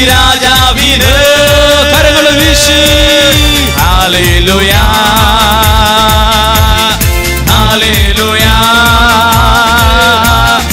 ആരാധന സ്തുതി രാജാവിന്. കരങ്ങൾ താഴ്ത്തിയടിച്ച് പാവനമാ പരിശുദ്ധനെ ആരാധിച്ചിടുന്നു ഞാൻ. പാവനമാ പരിശുദ്ധനെ ആരാധിച്ചിടുന്നു ഞാൻ. മറവിടവും എൻ്റെ ഉപനിധിയും നീ മാത്രമെന്നേശുവേ. മറവിടവും എൻ്റെ ഉപനിധിയും നീ മാത്രമെന്നേശുവേ. അതുകൊണ്ട് കരമുയർത്തി പാടുന്നു ഹല്ലേലൂയ ഹല്ലേലൂയ ആരാധന സ്തുതി ജീസസ് ജീസസ്. ഹല്ലേലൂയ ഹല്ലേലൂയ ഹല്ലേലൂയ ഹല്ലേലൂയ ഹല്ലേലൂയ. കണ്ണുകളെ അടച്ച ഏറ്റവും സമാപന സമയമാണ്. ഇന്നലെയും ഇന്നുമായി ആരൊക്കെ ഇവിടെ വന്ന് പ്രാർത്ഥിച്ചു? ഞങ്ങൾ പ്രാർത്ഥിക്കുന്ന ഒരു പ്രാർത്ഥനയാണ്, കർത്താവേ, ഈ ആലയത്തിൽ വന്ന് അങ്ങയുടെ വചനം കേട്ട് നിയോഗം സമർപ്പിച്ച് പ്രാർത്ഥിക്കുന്നവർ ഒരാൾ പോലും തകർന്നുവെന്ന് കേൾക്കാൻ ഇടയാകരുത്. ഓരോ കുഞ്ഞുപോലും അങ്ങയുടെ വചനം കേട്ട് പ്രാർത്ഥിക്കുന്ന ഒരു കുഞ്ഞുപോലും മദ്യത്തിനോ മയക്കുമരുന്നിനോ ലഹരിക്കോ അടിമയായി പോകാൻ പാടില്ല.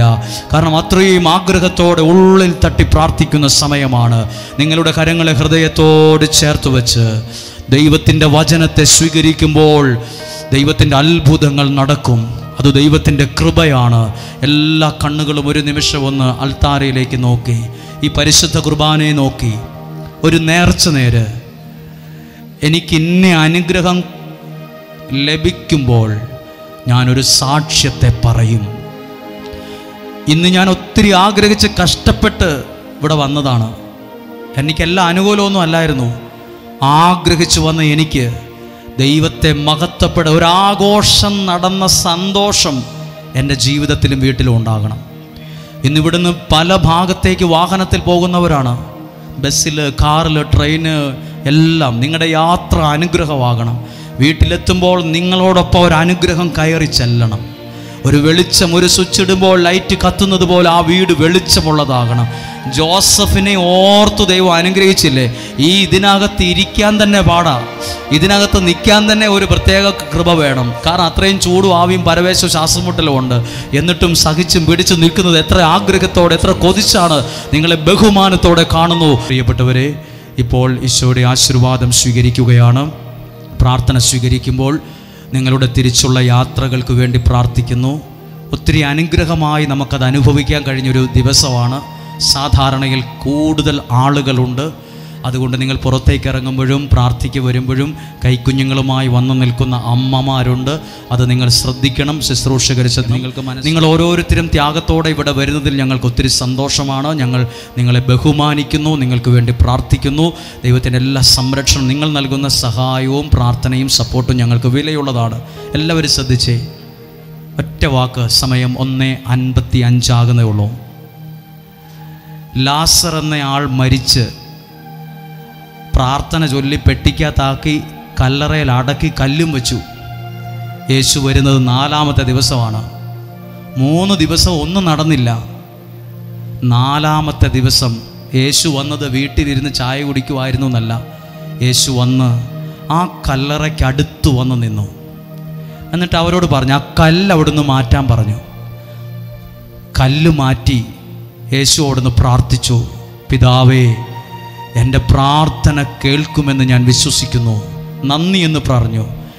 ആ കുഴിയിൽ കിടക്കുന്ന ലാസർ ചെയ്യാൻ തുടങ്ങിയ അവസ്ഥയിലാണേലും ആ പ്രാർത്ഥന ഉയർന്നപ്പോൾ ആ കുഴിയിൽ സംഭവിച്ചത് ഒരു ഉയർത്തെഴുന്നേൽപ്പാണ്. നിങ്ങളും ഇന്ന് എത്ര ചീഞ്ഞതാകട്ടെ, എത്ര തകർന്നതാകട്ടെ, എൻ്റെ അത്രയും തകർന്ന ആരും ഇവിടെ ഇല്ല അച്ചോ എന്നൊക്കെ ആയിരിക്കും പറയുന്നതിലും അവിടെ നിന്ന് നിനക്കൊരു ഉയർത്തെഴുന്നേൽപ്പ് തരാൻ ദൈവത്തിന് പറ്റും.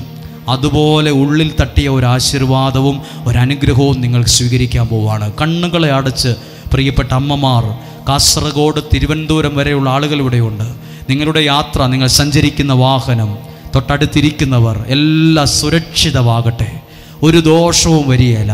നിങ്ങൾ ഭവനത്തിൽ നിങ്ങളൊരു അനുഗ്രഹമായി മാറും. മഴ പെയ്തെങ്കിൽ മഴ പെയ്തു എന്നുള്ള ഫ്ലക്സ് ഒന്നും വേണ്ട. മണ്ണ് കാണുമ്പോൾ, വെള്ളം കാണുമ്പോൾ അറിയാം മഴ പെയ്തു എന്ന്. നിങ്ങൾ അനുഗ്രഹിക്കപ്പെട്ടുവെന്ന് നിങ്ങൾ പോലും പറയാതെ അനേകർ പറയാനിട വരണം.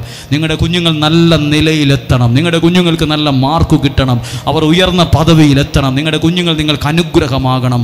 2 കരങ്ങളെയും ഉയർത്തിപ്പിടിച്ച് ഒരു നേർച്ചയോടെ ഈ അനുഗ്രഹം എന്ന ആലയം, ഇതൊരു പുണ്യപ്പെട്ട ഒരു അത്ഭുതം നടക്കുന്ന പള്ളിയാണിത്.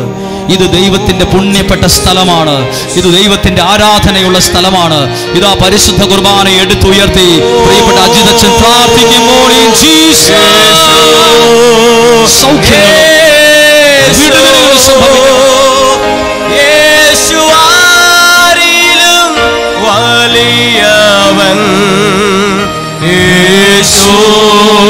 ചേർന്ന് പറഞ്ഞു യേശുവാരിലും മതിയായവൻ. എല്ലാവരും ചേർന്ന് യേശു യേശു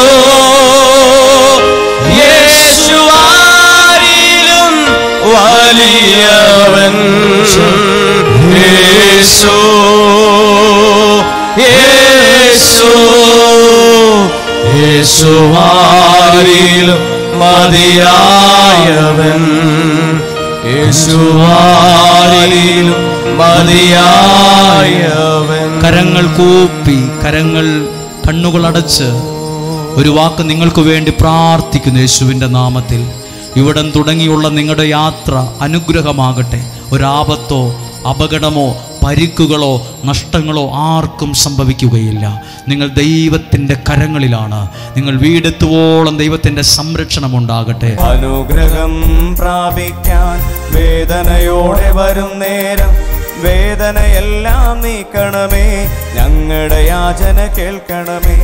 അനുഗ്രഹം പ്രാപിക്കാൻ വേദനയോടെ വരും നേരം വേദനയെല്ലാം നീക്കണമേ, ഞങ്ങളുടെ യാചന കേൾക്കണമേ. അനുഗ്രഹം പ്രാപിക്കാൻ വേദനയോടെ വരും നേരം വേദനയെല്ലാം നീക്കണമേ, ഞങ്ങളുടെ യാചന കേൾക്കണമേ. അനുഗ്രഹം പ്രാപിക്കാൻ വേദനയോടെ വരും നേരം വേദനയെല്ലാം നീക്കണമേ, ഞങ്ങളുടെ യാചന കേൾക്കണമേ.